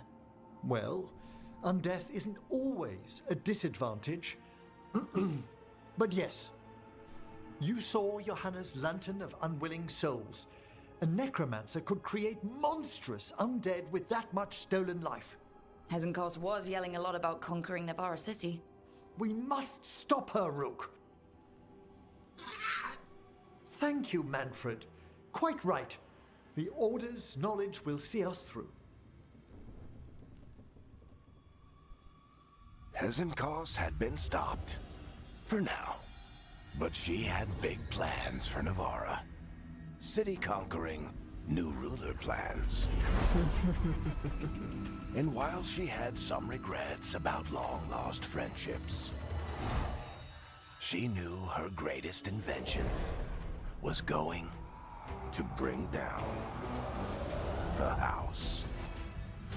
New enemies appearing everywhere with our companions.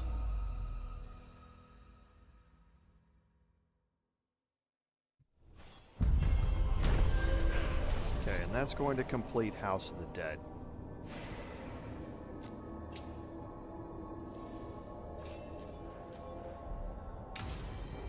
So we did get a level up here. So we actually got 2. So taking stock of where we are here. We'll take the light attack damage. And Decisive Finale is just going to trigger automatically for us. We tend to use heavy attacks at the end of our light attacks anyway. This is going to get us up to Hurricane of Blades. We're going to take the Sword Stagger, or the Penetration 15%, and then we'll get into Hurricane of Blades. And then we'll lead down here with weak point damage, and then to Lightning Quiver. Once that's done, we'll just have the last one Explosive Trap, and that will head directly into there. So that will get us our 15% bonus ability damage as we go through this. So check and see who we have that we need to talk to. So we need to talk to Lucanis, so let's go do that.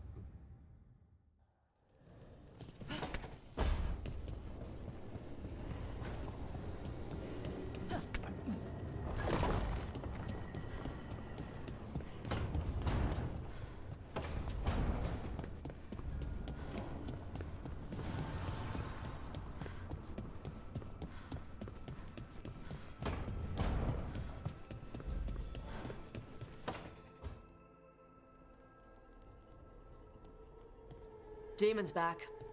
I don't think he ever leaves, actually. Then he's acting weird. Smells like melon and wood smoke. Hey! No!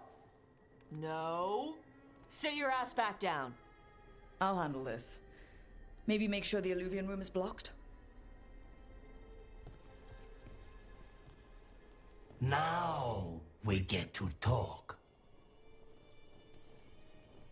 When demons say they want to talk, that usually means they want to bargain. Lucanis made a deal he hasn't kept. What deal? Break our chains, kill, escape our prison, and live? Isn't that what happened? No! I want out!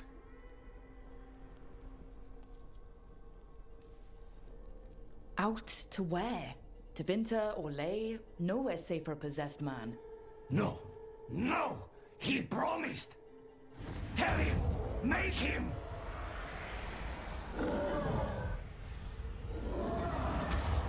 Rook? You were sleepwalking.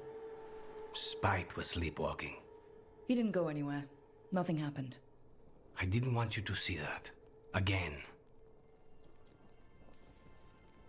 I didn't mean to invade your space.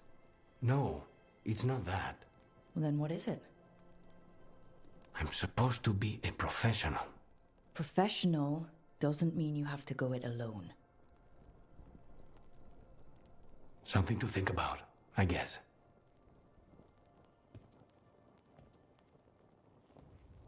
So some ongoing issues with Spite there that we'll have to deal with. One thing, in case you didn't notice, and we're going to go look at it right now. We'll collect a codex, but I really enjoy the icosahedron there. Kind of blue glowing hanging in the corner. Icosahedron, 20-sided die for D&D. Is basically what that is. I always like that little touch thrown in there in this room.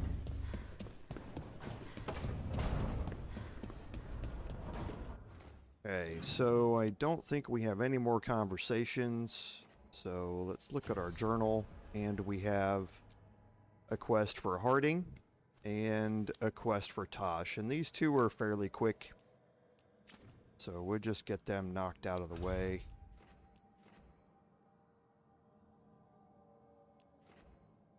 And yeah, I know we missed a chest in there, but I think we might be heading back there at some point maybe, because I don't remember how to get through that locked door.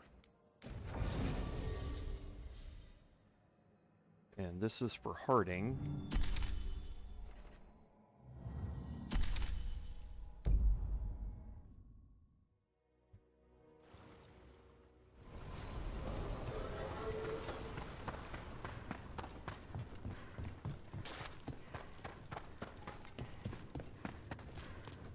While we're here, we'll check the merchant. We've got the best gear for your beast fights. So I can sell a lot of valuables here. So we're going to start looking at that here in a little bit. Because I can't rank up yet. But let's look and see what we have. So proving steel is really nice. So I'm definitely going to get that upgraded.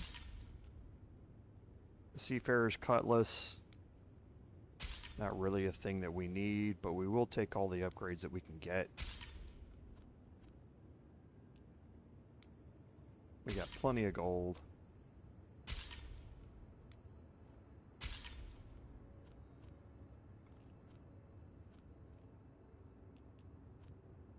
Okay. But we are pretty close to ranking up. For gold and glory! So if you're a mage,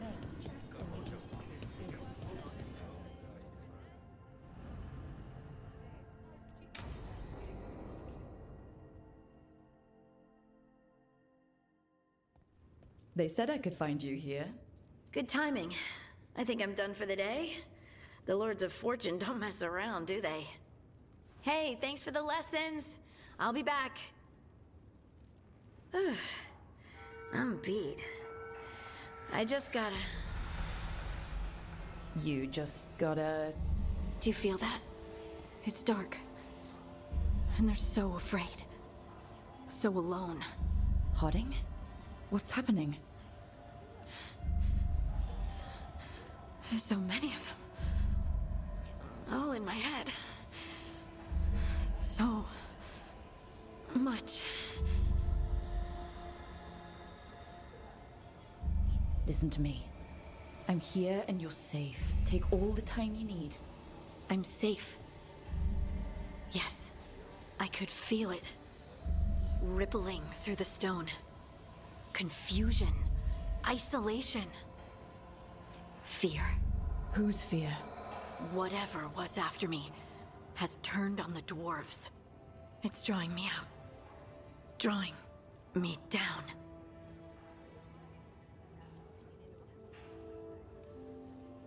And if I know you, you're gonna go. Because people are in danger. Absolutely. Then so will I. Good. That means whatever's out there, better run.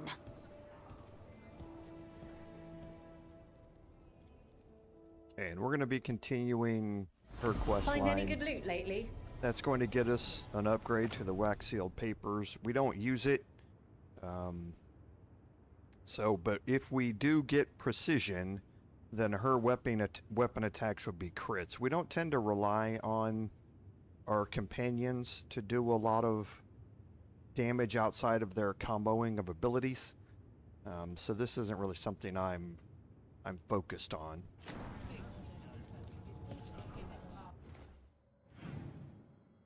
And then in our journal again, we have another quick one for Tosh.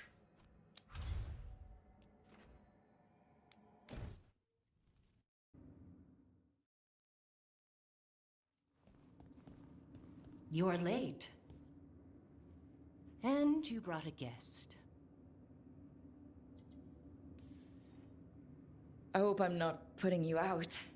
No, this is Tasha's home as much as mine, even if she does not visit very often. I don't smell the Iskop. We always have Iskop on Tuesdays. I am not yet finished with my studies. I thought you would help me tonight.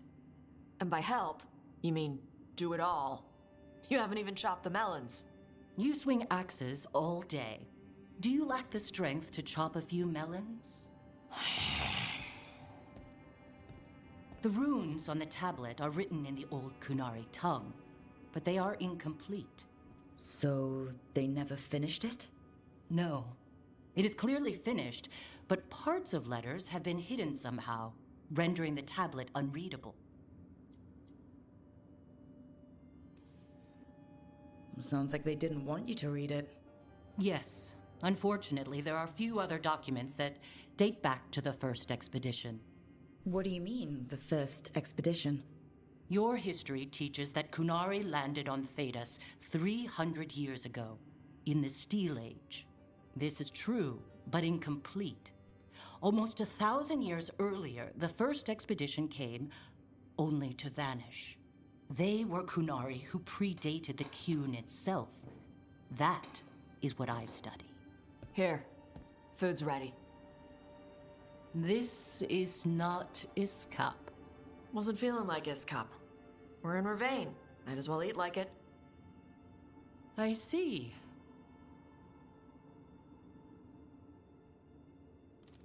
The new bookshelf should be here next week. Got him for you with some of the gold from the dragon.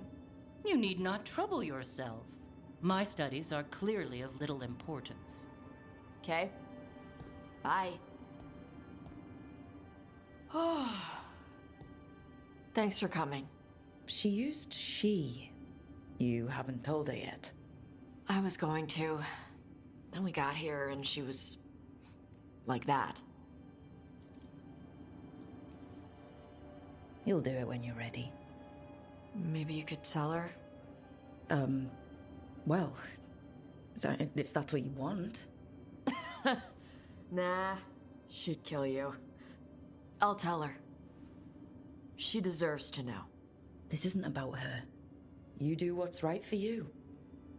Thanks. Tasha's clearly becoming more comfortable with who she is. Still having difficulties with her parents, though, or with her mother, though. But that should complete a couple of our companion quests. So now, like I had mentioned previously, most of the locations out here have new quests that are available, and we are definitely going to be doing all of these. We are level 40, so I think let's track this and continue on with this. So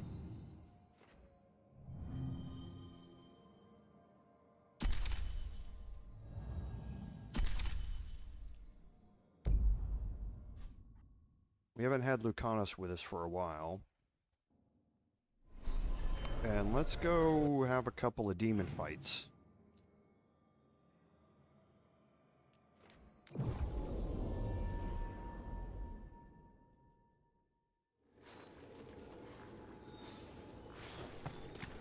Probably have some undead down here. More trouble.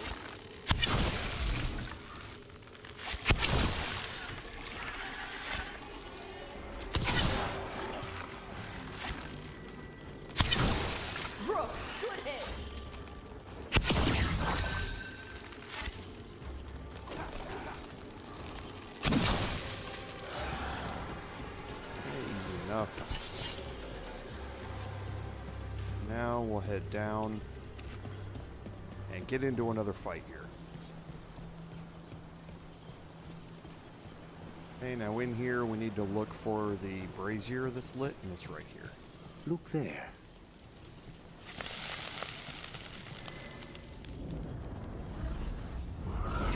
You return. It's the trapped spirit from the necropolis. Is it pride that molded you? Do you think you can succeed in facing me? Okay, so we're about to get hit here. So we'll throw 1,000 cuts in. Where the Venatori failed. And now while it's stunned...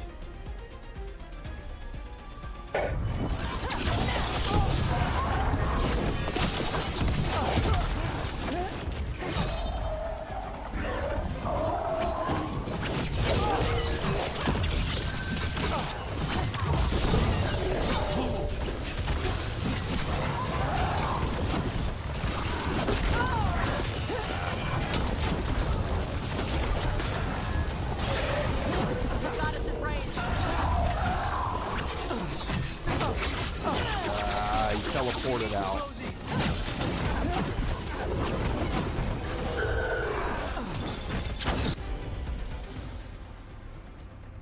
Okay, so I think we've got time here to land this.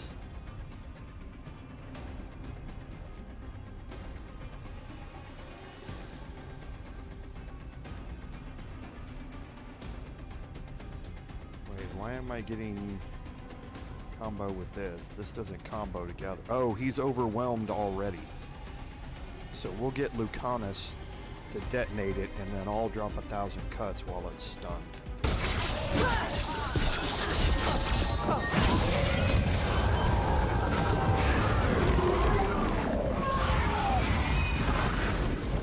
Hey, the Cryptwood bow just got upgraded again, and we are going to swap over to this. Once we get to this point, we now get 20% damage versus enemies suffering from necrosis, and we can trigger necrosis almost whenever we want with our strong attacks. So now this gets us an additional damage bonus on the Cryptwood bow. Once we get it really upgraded and we get down to the final point, necrosis stacks now increase in potency by an additional 20% per stack. That's when that really starts to take over. Demons down. Or two versions of the same demon. Okay, so now our next one is in the Arlethan Forest.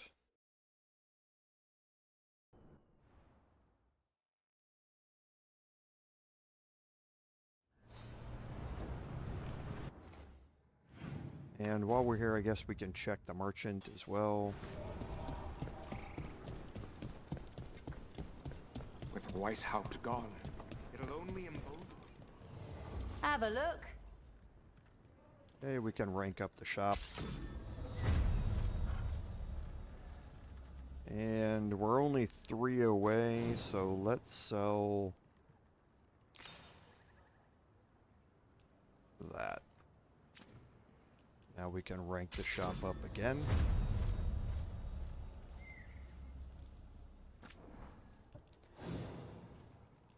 So let's see if we have anything. I don't think there's going to be anything here that's going to trigger for us, per se.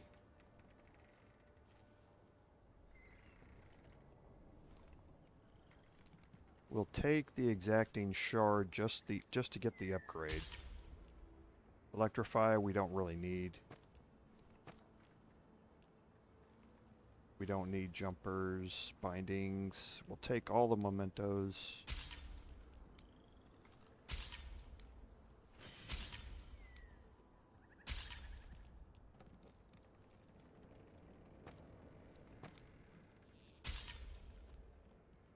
Okay, and that'll be it for now.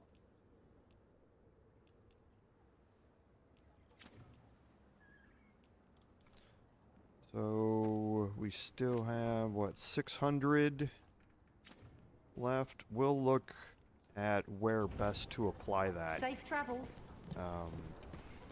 In between episodes. Okay, so you see we do have a couple of quests out here that are available to us. We're going to go over here and focus on this demon fight. And this one here kind of sucks. It's in a closed, really confined area. And it's a pain in the butt.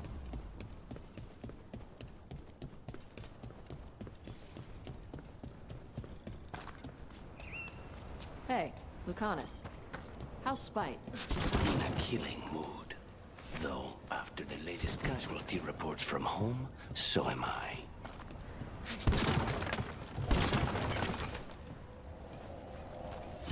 Okay, and here's the Hey, take a look over there. brazier that we're looking for. We're going to drop another save here, and this is, again, just because this thing is in a horrible area.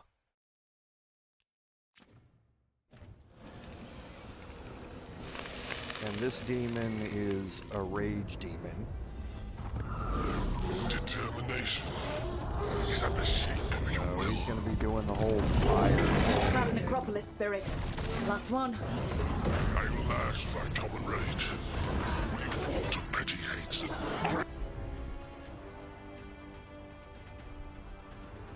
That's a weird targeting.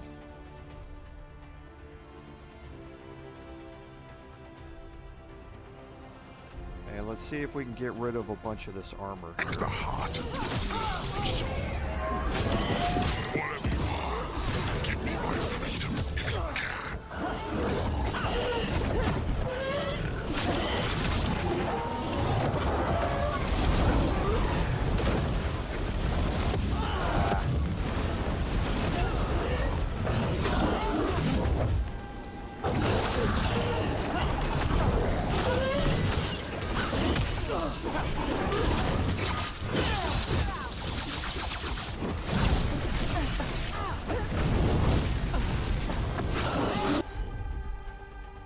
Probably going to get hit here.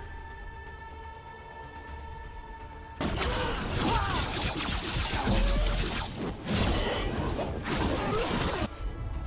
we have it back yet? We don't. But I'm going to just drop it and get some. Whenever you're ready. So she got that right before I did.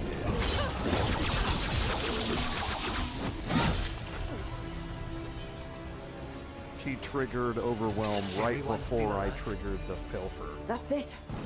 The Necropolis door to the demon, the real demon these all came from, should be open.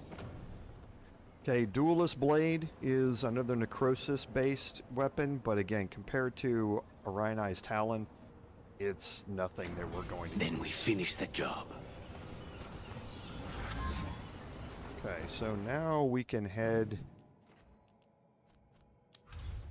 back to the Necropolis.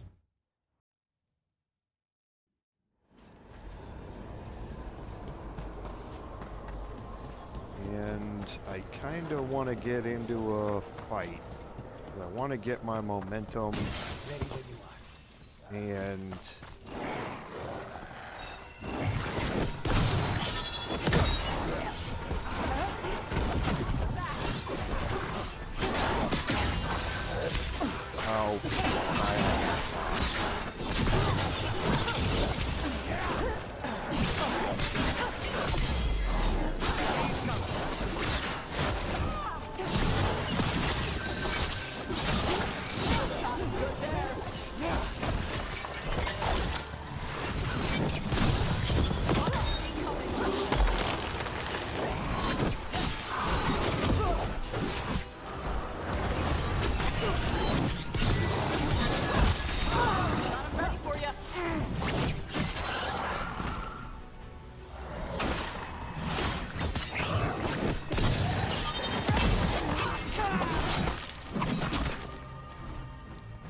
okay, so that gets us almost all of our momentum back. And there we go. Alright, so now let's go into this fight.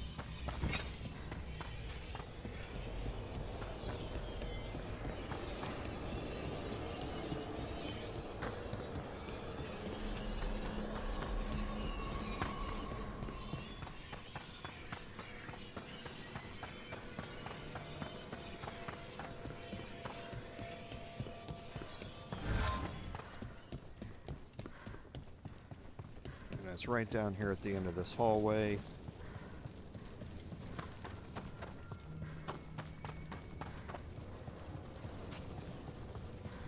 It's quiet. That spirit we've been chasing must be waiting inside.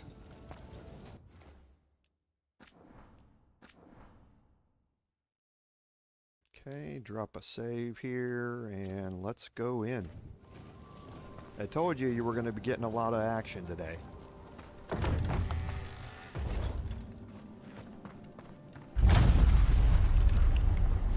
You ignored each warning, scoffed at every taunt.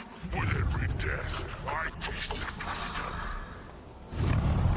For without the door seals, I can take on a worthy form at last. Witness the greatest treasure of the dead. And this this is why you bring Tosh along with demon you. in an undead dragon? Hey, stop!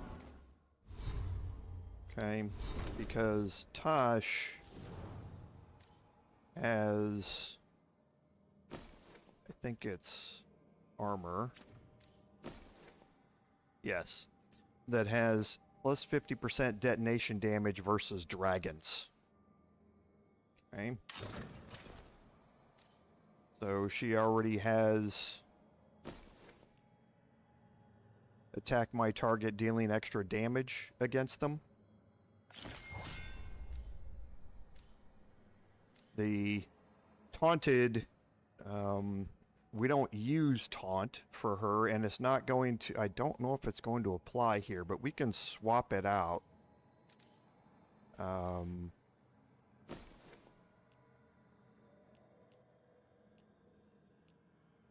Yeah, we can swap it out for a taunt and see if it'll work.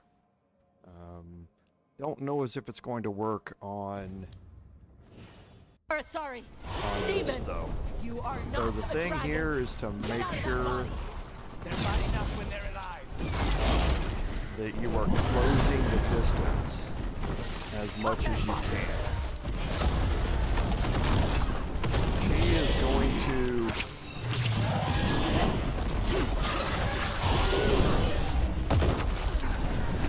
is going to keep her distance quite a bit during this fight, and I'm horrible at time moves.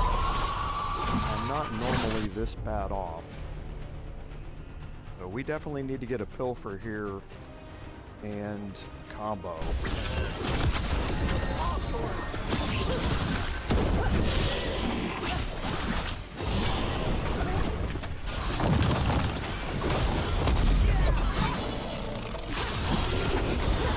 Loosen the lid for you. So let's get Tosh attacking that target.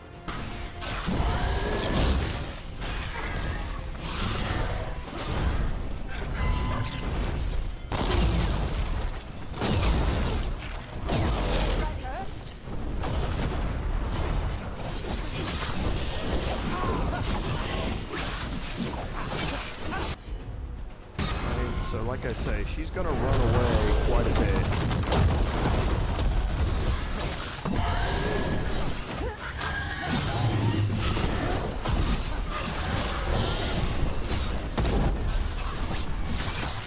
Okay, so now that I got her again, let's see if we can get Tash to taunt. Well, yeah, let's see if we can get her to taunt.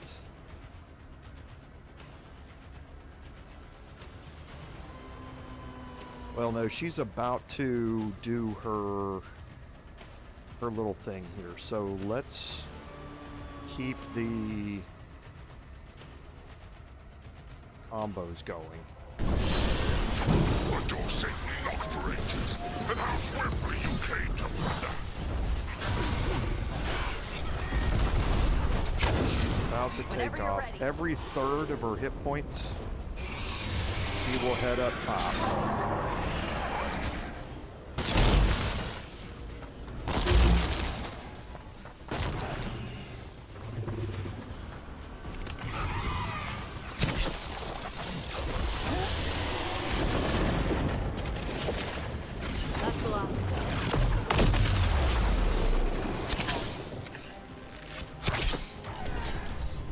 Okay, and now she's got a barrier that we're gonna have to work our way through. On your right. And again, trying to close the distance here.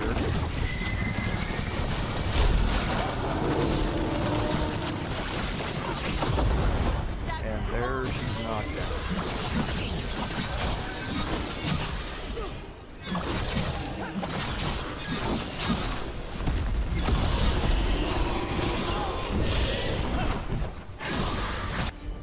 So let's see if we can get a taunt now.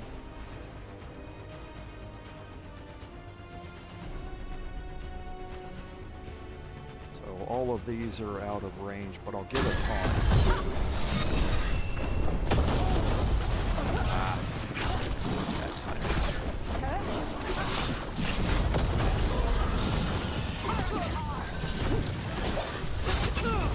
Okay, so our barrier's now gone.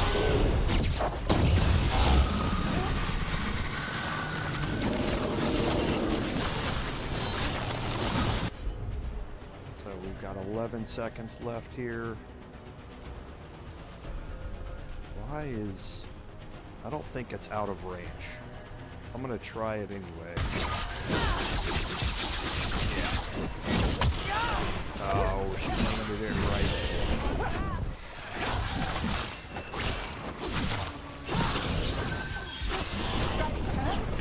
Okay, so there are gonna be some undead out here.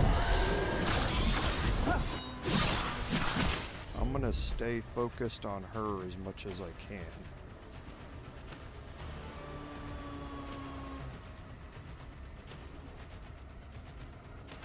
Once I leave this place, I will level the unworthy kingdoms that try to change.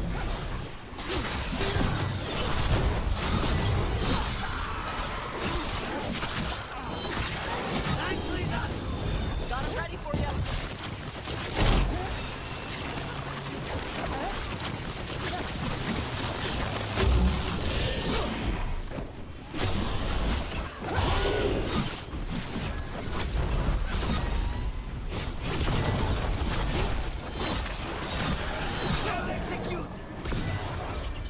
So this is our last 1/3. Oh.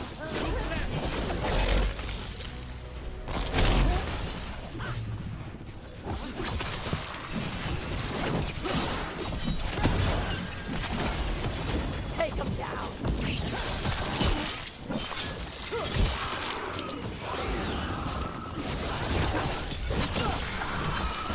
Okay, so she's got a barrier back.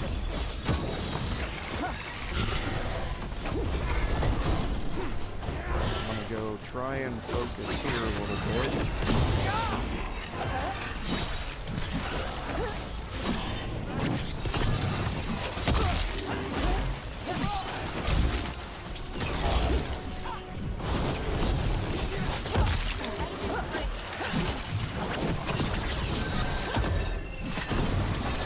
Get clear!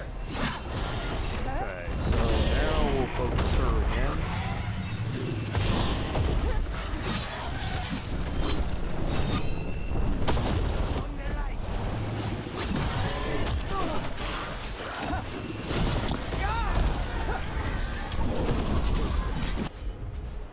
So let's see if we can get another detonation off here. There we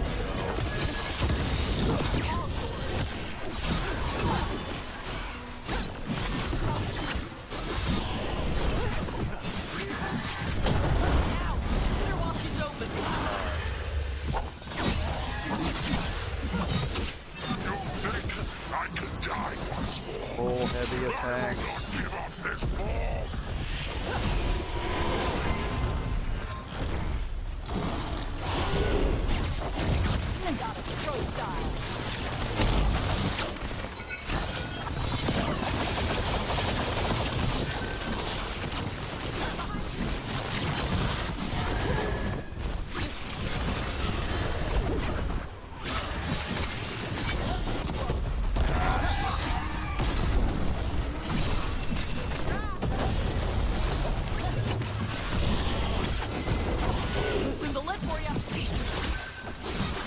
Come on.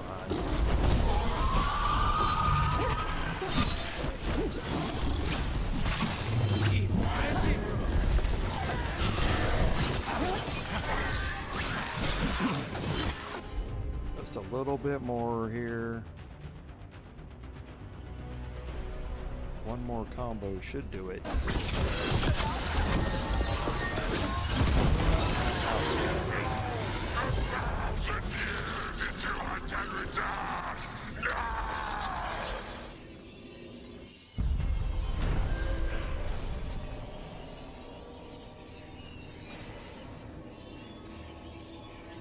So that fight went pretty well. There.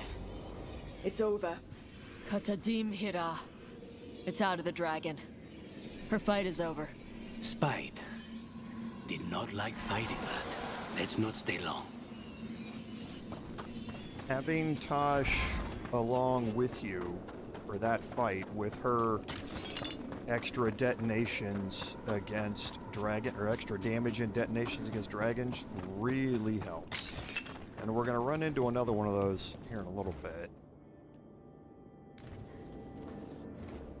Whoops.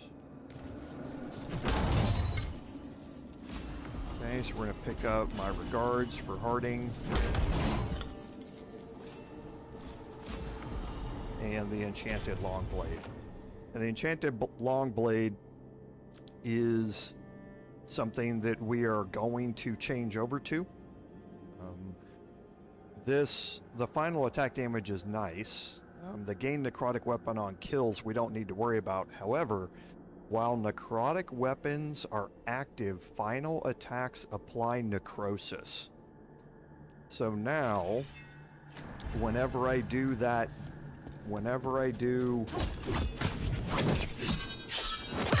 leaping attack right there at the end, so a charged attack, that's a final attack. Whether it's heavy or whether it's light, like that, is a final attack. Every one of those is now going to apply necrosis. And remember,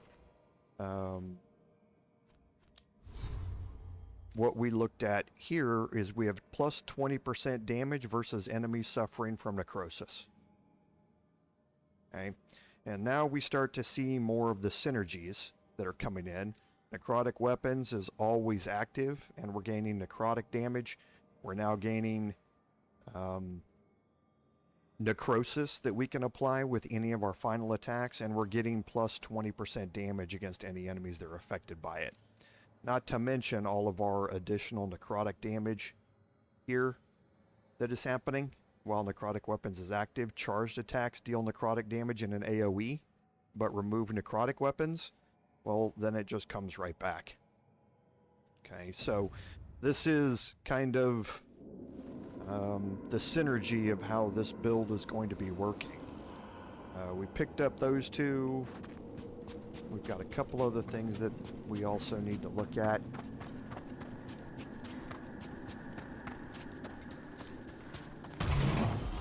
Okay, so here's going to get us Striking Misfortune. We don't use this, but we looked at a little bit ago.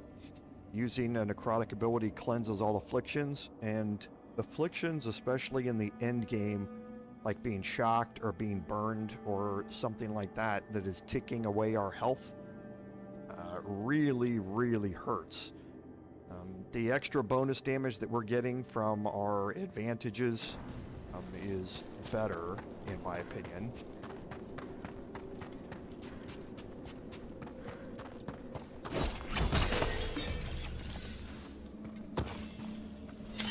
Okay, definitely need to get the memento.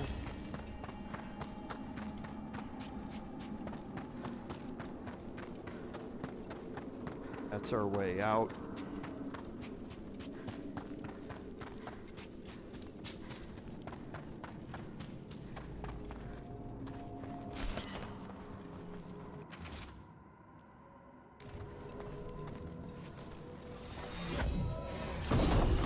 And here we're going to get Pillar of the Departed.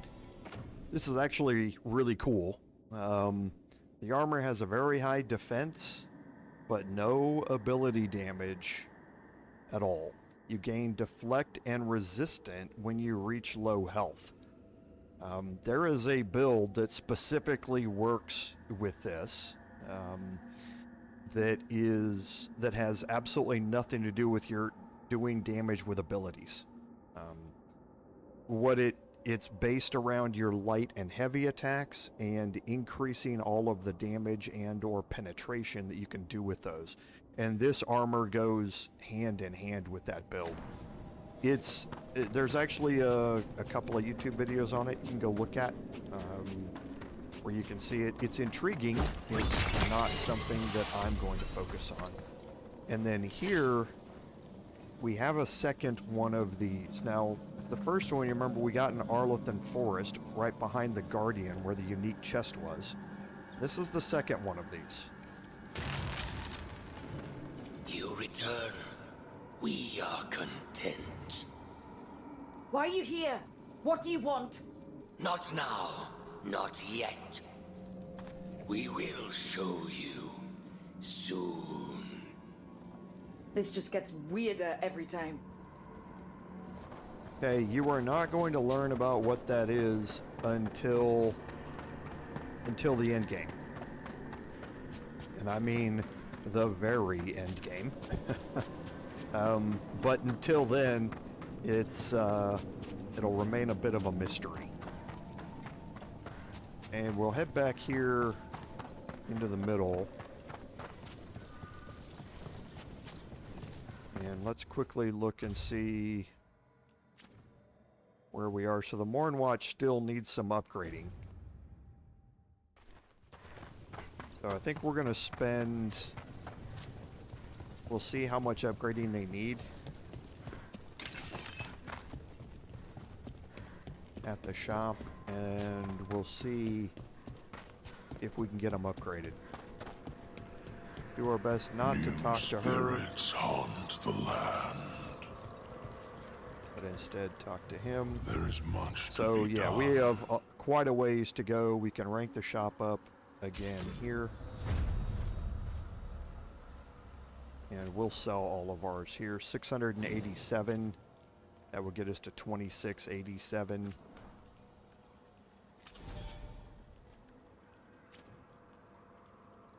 Okay, and now let's see what we can buy here. So Emmerich's going to get an upgrade here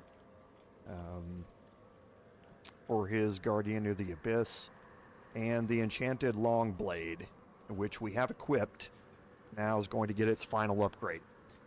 Melee attacks leech life from enemies suffering from necrosis while necrotic weapons is active. So now our final attacks apply necrosis.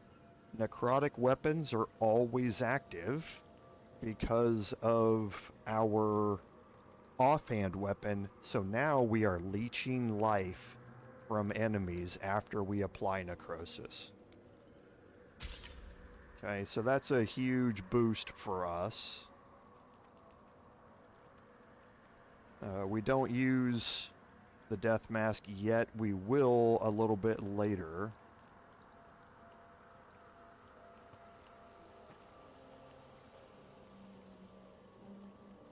So we don't really need many of these, but we will upgrade that. Take the memento. We'll buy the Navarin theme too. Okay, so now it's just our last of the upgrades here.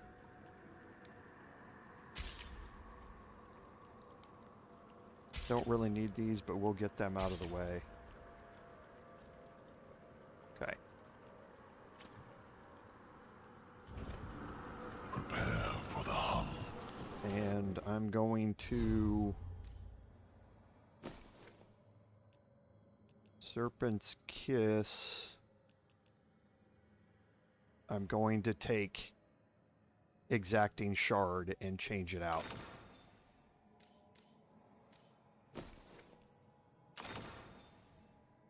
No, I don't want the Amaranthine Loop back. I want Exacting Shard. Exacting Shard, once we level it up with the last two sections, which we'll be able to do fairly easily, gets us a plus 25% necrotic ability damage, so our 1,000 cuts goes up by 25%. And defeating an enemy while their necrotic weapons is active applies necrosis with your next melee attack. So again, another way to apply necrosis, another way to get extra damage with necrosis, and another way to start leeching life from that necrosis. Right, so now you can kind of see how things are starting to stack together with this build. So we are going to have to do some enchanting when we get back to the lighthouse, and that's what we're going to go do right now.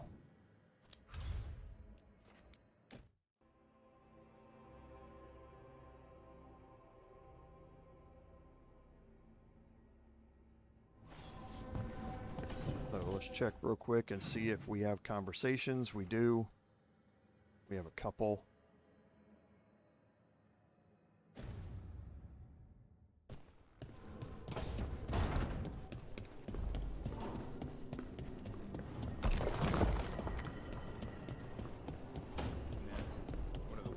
We'll go up and talk to Tosh.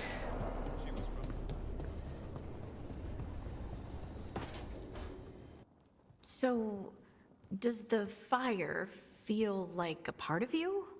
Or I don't know, like something else inside you? No, it has to be me. Has to? What if it's not? How? Sometimes the stone magic feels like something else in me. It's me, but it's not me. You know? You have to feel the magic as part of you. You can't control it till you admit it's yours. Comparing magic? It's nice to have someone else who understands. It's not that different. Fire and stone are just training. Like crows training with daggers. Well, me stabbing someone with daggers isn't magic, though. Neither's what we do. We aren't doing fade crap. There are no demons. You make it sound so easy. You know how many times I set my bed on fire? My mother had to get special sheets.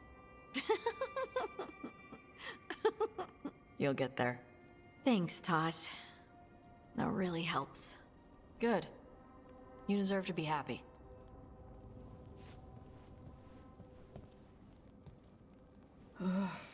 She smells really good. How are you doing over there? What? Shut up. Nothing. Oh, well, I'm convinced. I want to get her something. What do you think she likes? Okay, so this is another aspect of the game. This is the first time we're seeing it, and that is relationships between your companions. There's a list on the wiki about which companions will start relationships with other companions, and part of it is dependent upon who's been hardened and also whether you're in relationships with somebody. None of these answers do anything other than encourage this to happen. You should get her something that shows that you appreciate her skills. Something archery related? Like a bow? No, not like a bow. She has a bow. Like, I don't know, a fancy bowstring, or a really nice leather cuff for her arm. That's not a gift. That's gear. No, look, it shows her you see who she is and you appreciate her. I'm blaming you if it doesn't work. That's the spirit.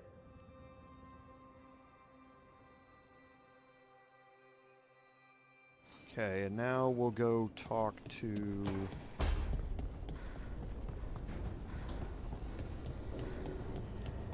Emmerich on the other side here, and we did get a theme.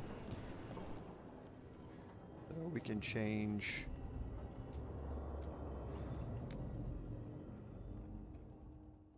the theme, and this basically just changes the decor here inside the room. It's nothing other than just that decoration, but you can see it changes everything here. Adds skulls everywhere and all that sort of stuff. Since I'm Elven, I'll take the Elven decor. You can see it adds new statues and that sort of stuff. It's the one thing that I will do about with decor and that sort of stuff. Don't really care much for appearance stuff.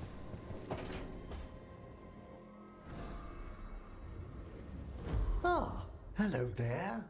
Just admiring how carefully the Fade is woven into this place, as cultivated as a palace garden.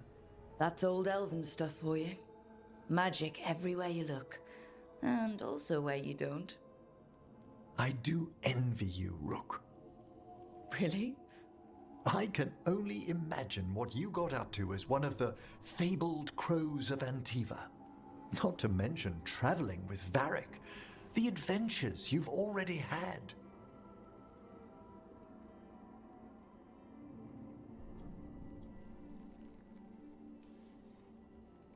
It just kind of seems like my life. You don't regard anything you've done as singular? Work was always my excuse not to travel, but now that I've joined you, I'm finally exploring outside Navarra's crypts. Ah, speaking of the necropolis. Yes? I've been meaning to ask how you'd like your body prepared in the event of your death.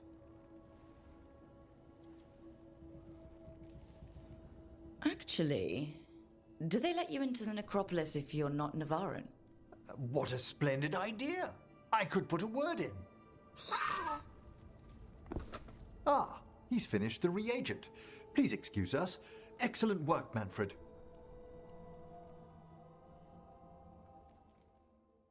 Okay, so let's take a look at our journal now, and we do have the part of corruption here. Now, we might be a little bit under-leveled for this.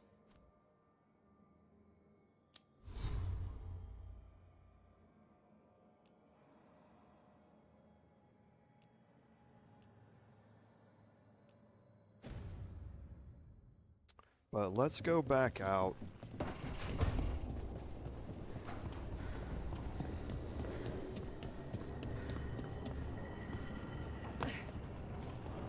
Do some enchanting on our stuff.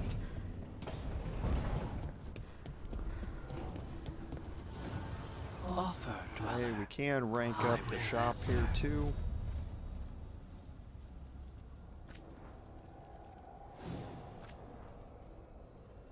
Okay, so here...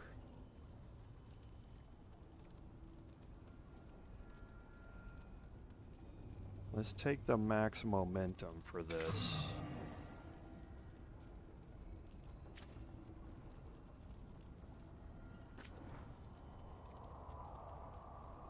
I think this is what we had on it previously. Yep.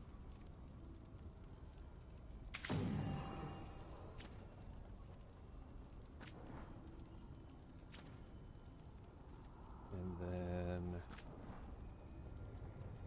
Cryptwood bow.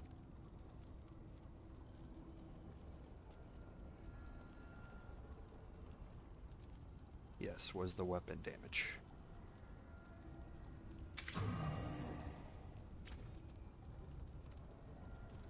Okay, so we're going to be taking Tosh.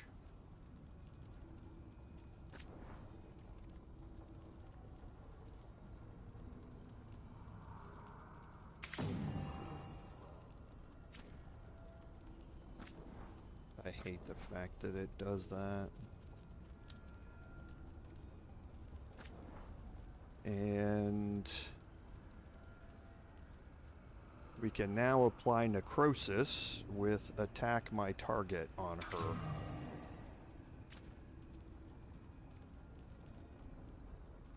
And with her, we're going to be taking also Emmerich. Emmerich has plus 20% affliction damage and vulnerability to necrotic damage. Because we're gonna need every help we can get on this because of a decision that we made a bit ago. I chose to show you a certain way to deal with Mythal. Not last episode, but the episode before. And we fought Mythal, and I did that because you don't get to see it very often in playthroughs. It's much better to not fight Mythal and to choose the dialogue options that lead her to willingly help you. You get a longsword, which does 80 damage of each of the elemental types, but we wouldn't be using that here anyway. It's an offhand weapon, and a Rhini's Talon is better. But it does allow you, or allow Mythal to appear in this fight that we're about to have, and help you, and it's a pretty significant help. throughout. It basically takes all of the dragon's armor away during this fight. We're going to have to fight entirely on our own here.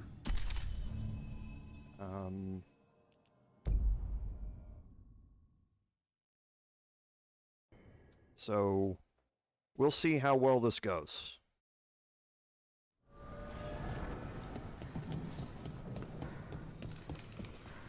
We may end up going a little long because this fight's probably going to take more than 20 minutes.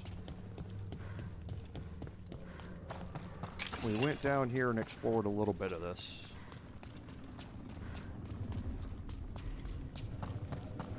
But there's a point of no return.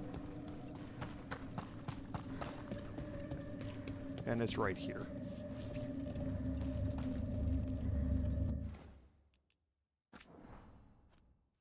Okay, so let's see how well this goes.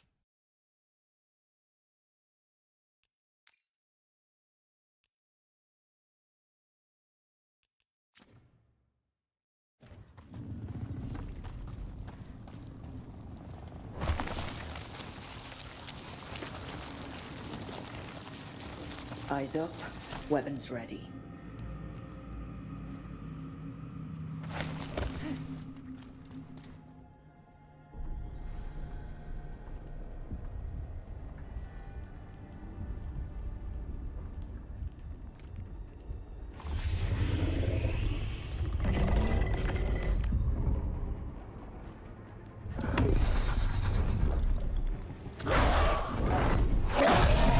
There, it's been feeding on the blight.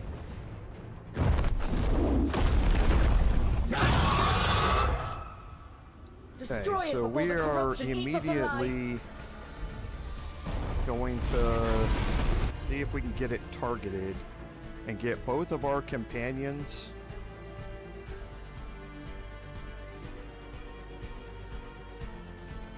attacking it, and that didn't work.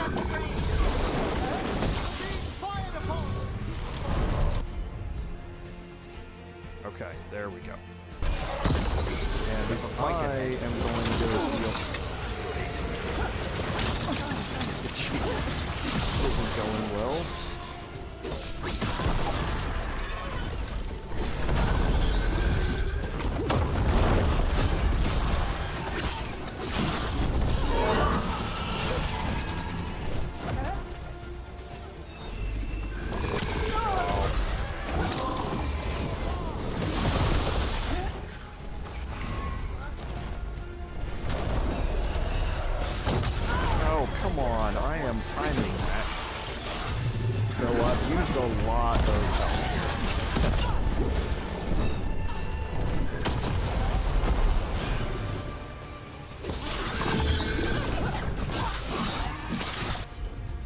So let's see if we can get some detonations off.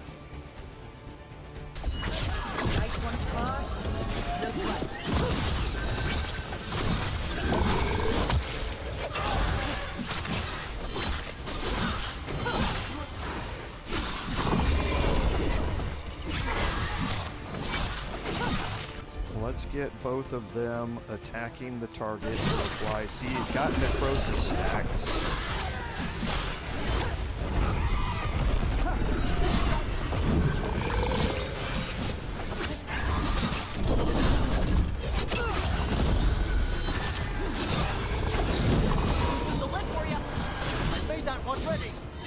So he's overwhelmed.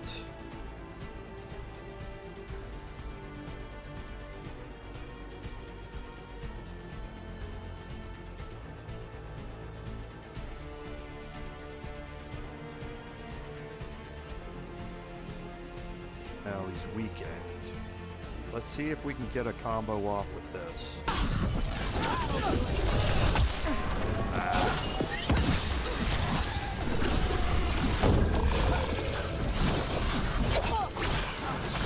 Look at all the affliction stacks that are running.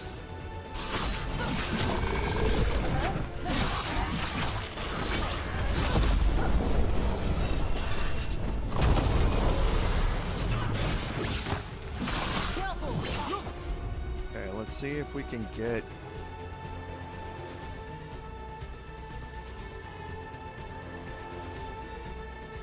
we'll get attack this target back. Now I'm one-on-one. And that's exactly what I needed.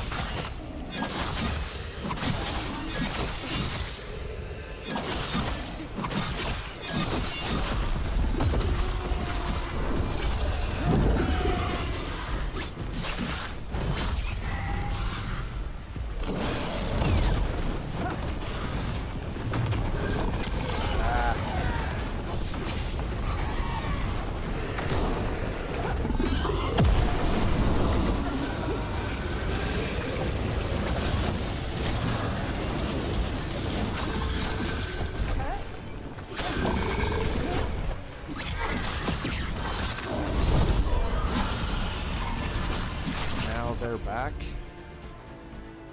So still 13 seconds, but let's get 1,000 cuts here.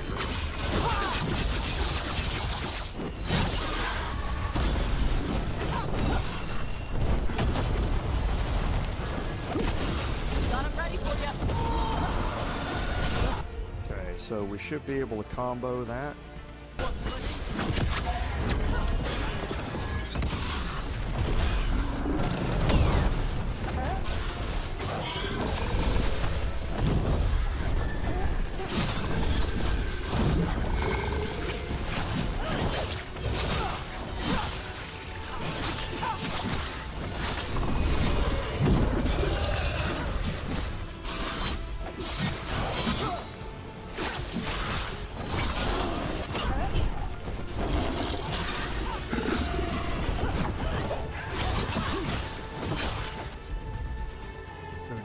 Any other combo opportunities? We do.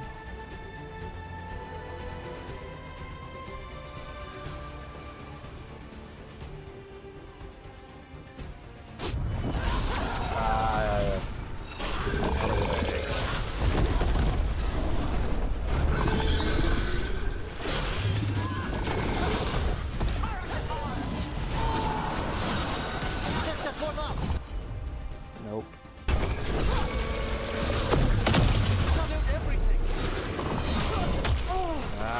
That was my problem. I missed it.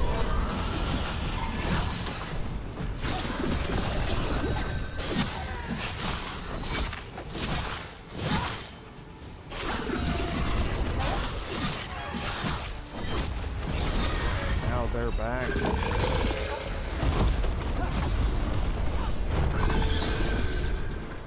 Let's get them attacking again.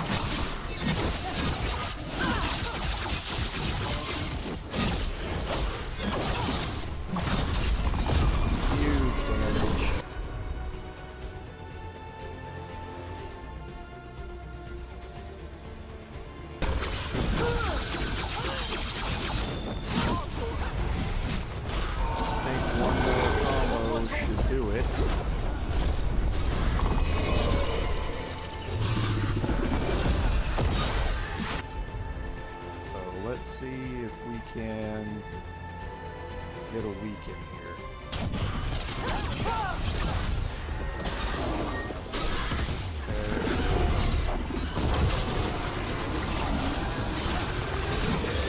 Outstanding. They're down. That dragon's level 50. Corruption staunched. The Avenura cease their gnawing. The crossroads heals. A sanctum renewed, dweller, as is needed. We did it. The dragon must have been the god's final weapon to take the crossroads.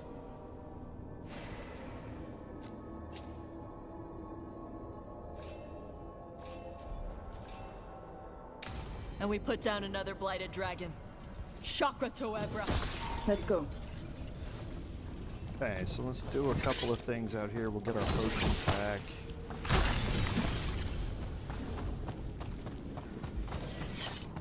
And the build really helped a lot during that fight. The synergies that I'm gaining, especially with attack my target, stacking up. If you look back, and you can go look back at it in the video afterward, look to the right hand side of the health bar and you will see all of the stacks of afflictions that we're putting on that dragon. I don't think there was ever a time throughout that she didn't have at least one necrosis stack, and that means that we're gaining 20% damage bonus on all of those attacks. So we'll make our way up here first, and all of those afflictions is something that later on in our final build you'll see we're going to be buffing all of those afflictions. And here is the third of the spinning circles. Fascinating. Unforeseen. Who are you? Must not reveal. Must not alarm. Soon, though. Very soon. Okay, and it's not really very soon. You won't find out anything about them, like I say, until the end of the game. And this gets us the last resort. Now, the last resort is interesting. It is part of that synergy that we talked about with the armor that we saw last time. The armor takes away all of your ability damage, but that doesn't mean that your abilities don't hit. It just means that they don't do any damage. The last resort here doesn't care whether your ability does any damage or not. If the ability hits, you gain plus 20% damage and minus 20 to your resistances every time that an ability hits. Okay? So that ability doing damage doesn't matter. And since it takes that away, this buffs your weapon damage. And that's what that build focuses on, is this ring with that armor to allow you to stack up bonus damage every time you trigger an ability. And the thing about it is that once you get that build right, you can literally spam an ability like 1,000 Cuts, which while you're in the middle of the animation, you cannot be hit. So, if you continually spam that ability over and over because your cooldown is so low and your momentum gain is so high, which we'll see at the end of our build, the last resort ring means that you're not doing any damage with that ability, but you can spam it 5 or 6 times at the start and gain 100% damage or a plus 120% damage and max resistances, and then you don't have to defend or dodge at all. You just stand there and take the hits, and your plus 100% damage is making up for the hits that you take. So this is one part of like I say, a very unique build. It is really meant for your tank fighter types who can absorb that damage. It's not really meant for me as a rogue, but it is a very interesting synergy that you can put together on that build. To other shores.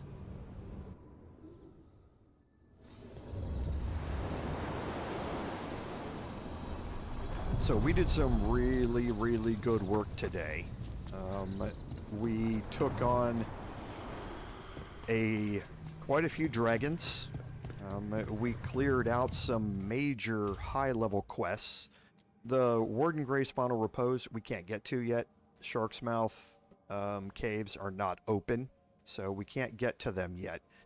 A Fighting Chance we're not going to do that yet because we are going to go through next week every one of these locations that we have new quests available.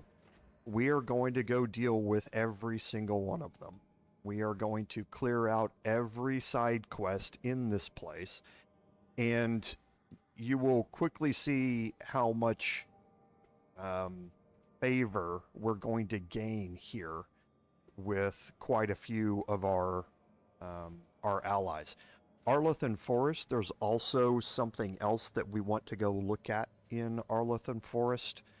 We'll deal with it when we're looking at the quests that are there inside the forest, but there's also a high-level demon that we want to fight in there for another unique. And we now are probably at the point where we can do that. I will say that dragons, for the most part, are a little bit easier for me to deal with. Their attacks are very predictable for the most part and fairly easy to be avoided. The demon that's in here is not that way. So it's going to be a more challenging fight, but I think the demon's a level 35 demon, if I'm not mistaken. So we are going to spend next week in a lot of quests and a lot of favor gaining for this. Let's quickly go through our companions and see. We're still good with attack my target applying vulnerability to necrotic damage. That means we're gaining 50% more damage when we use him to attack target, and we'll do that at the start of every combat with him. And I think that one's okay for now. And then applying weakened also applies vulnerability to necrotic damage, and the necrotic resistance reduction is doubled versus demons and undead.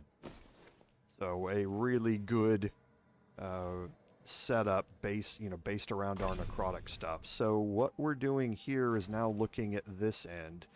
I'm pretty sure increased damage versus enemies already afflicted with necrosis by 25% for his final rites ability.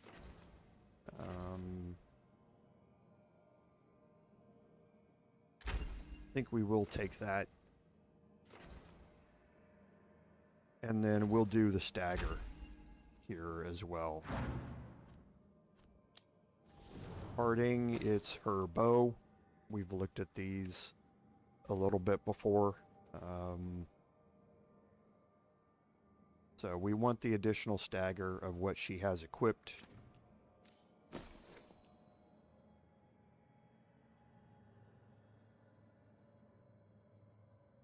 Yeah, and I think we'll change that out. We don't crit very much at this point. We will a little bit later, though. Lucanis has got some skills here. Enhanced damage with him, you're going to see how this plays out. We're going to be using a lot more of this as we go. So we are working our way down this chain.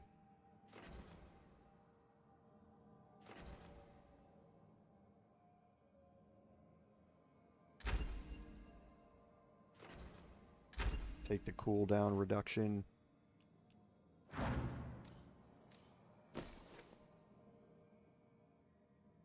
So we're dealing extra necrotic damage with him.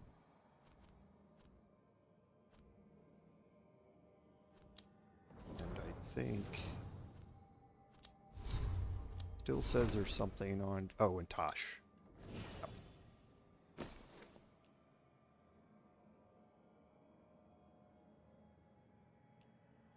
Yeah, so we're going to change back here to this when we're not fighting dragons. For myself, just a couple of additions here, nothing that we're going to change out of. Cryptwood bow, we're not going to change out of it either.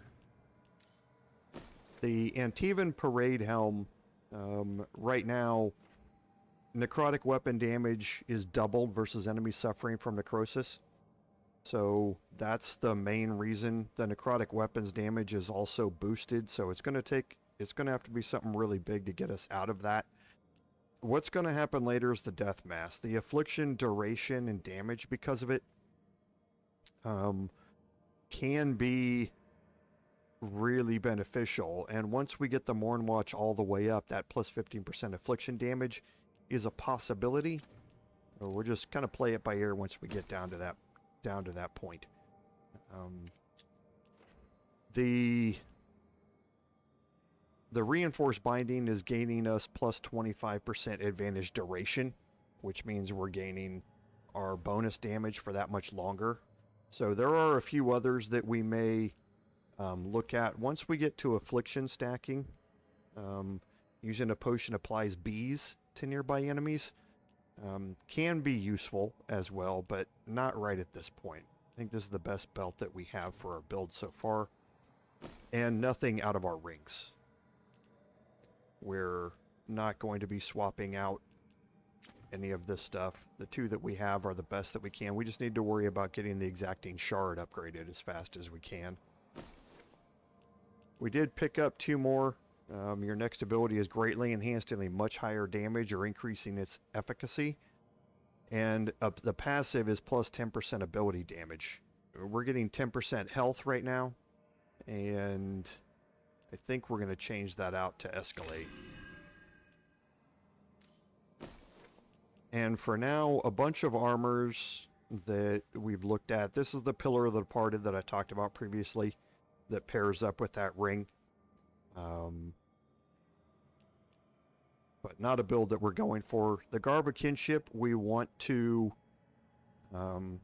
get this maxed as well, and that's because the heal for 5% health when gaining an advantage, since we're advantage stacking so much, that's going to be a huge benefit for us. But for right now, that's the best armor that we want to apply. The Striking Misfortune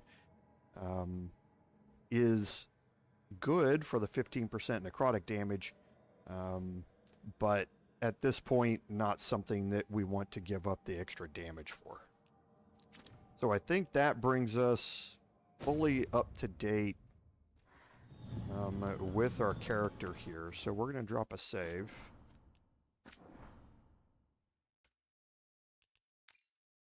And that's going to be a good spot for us to end the episode for today. Next week, we're going to clear out side quest after side quest after side quest and get our favor up and get our levels up. We need about another 4 levels to get a plus 15% to our ability damage. So I don't think we're going to get all that with the side quests, but we are going to have another big dragon fight ahead of us. Probably not next week, but the week after, when we progress through the main storyline. We have a really climactic encounter waiting for us that is going to be really interesting. But there will be a lot of combat next week as we go through the side quests.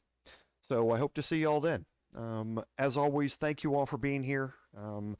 The support that y'all give me just by being here and watching the videos is amazing. And I appreciate everyone who comments during the videos. I love the interaction with my community because, as I always say, without your support, none of this would be possible. This is Commander Jerval saying until next time, fare thee well.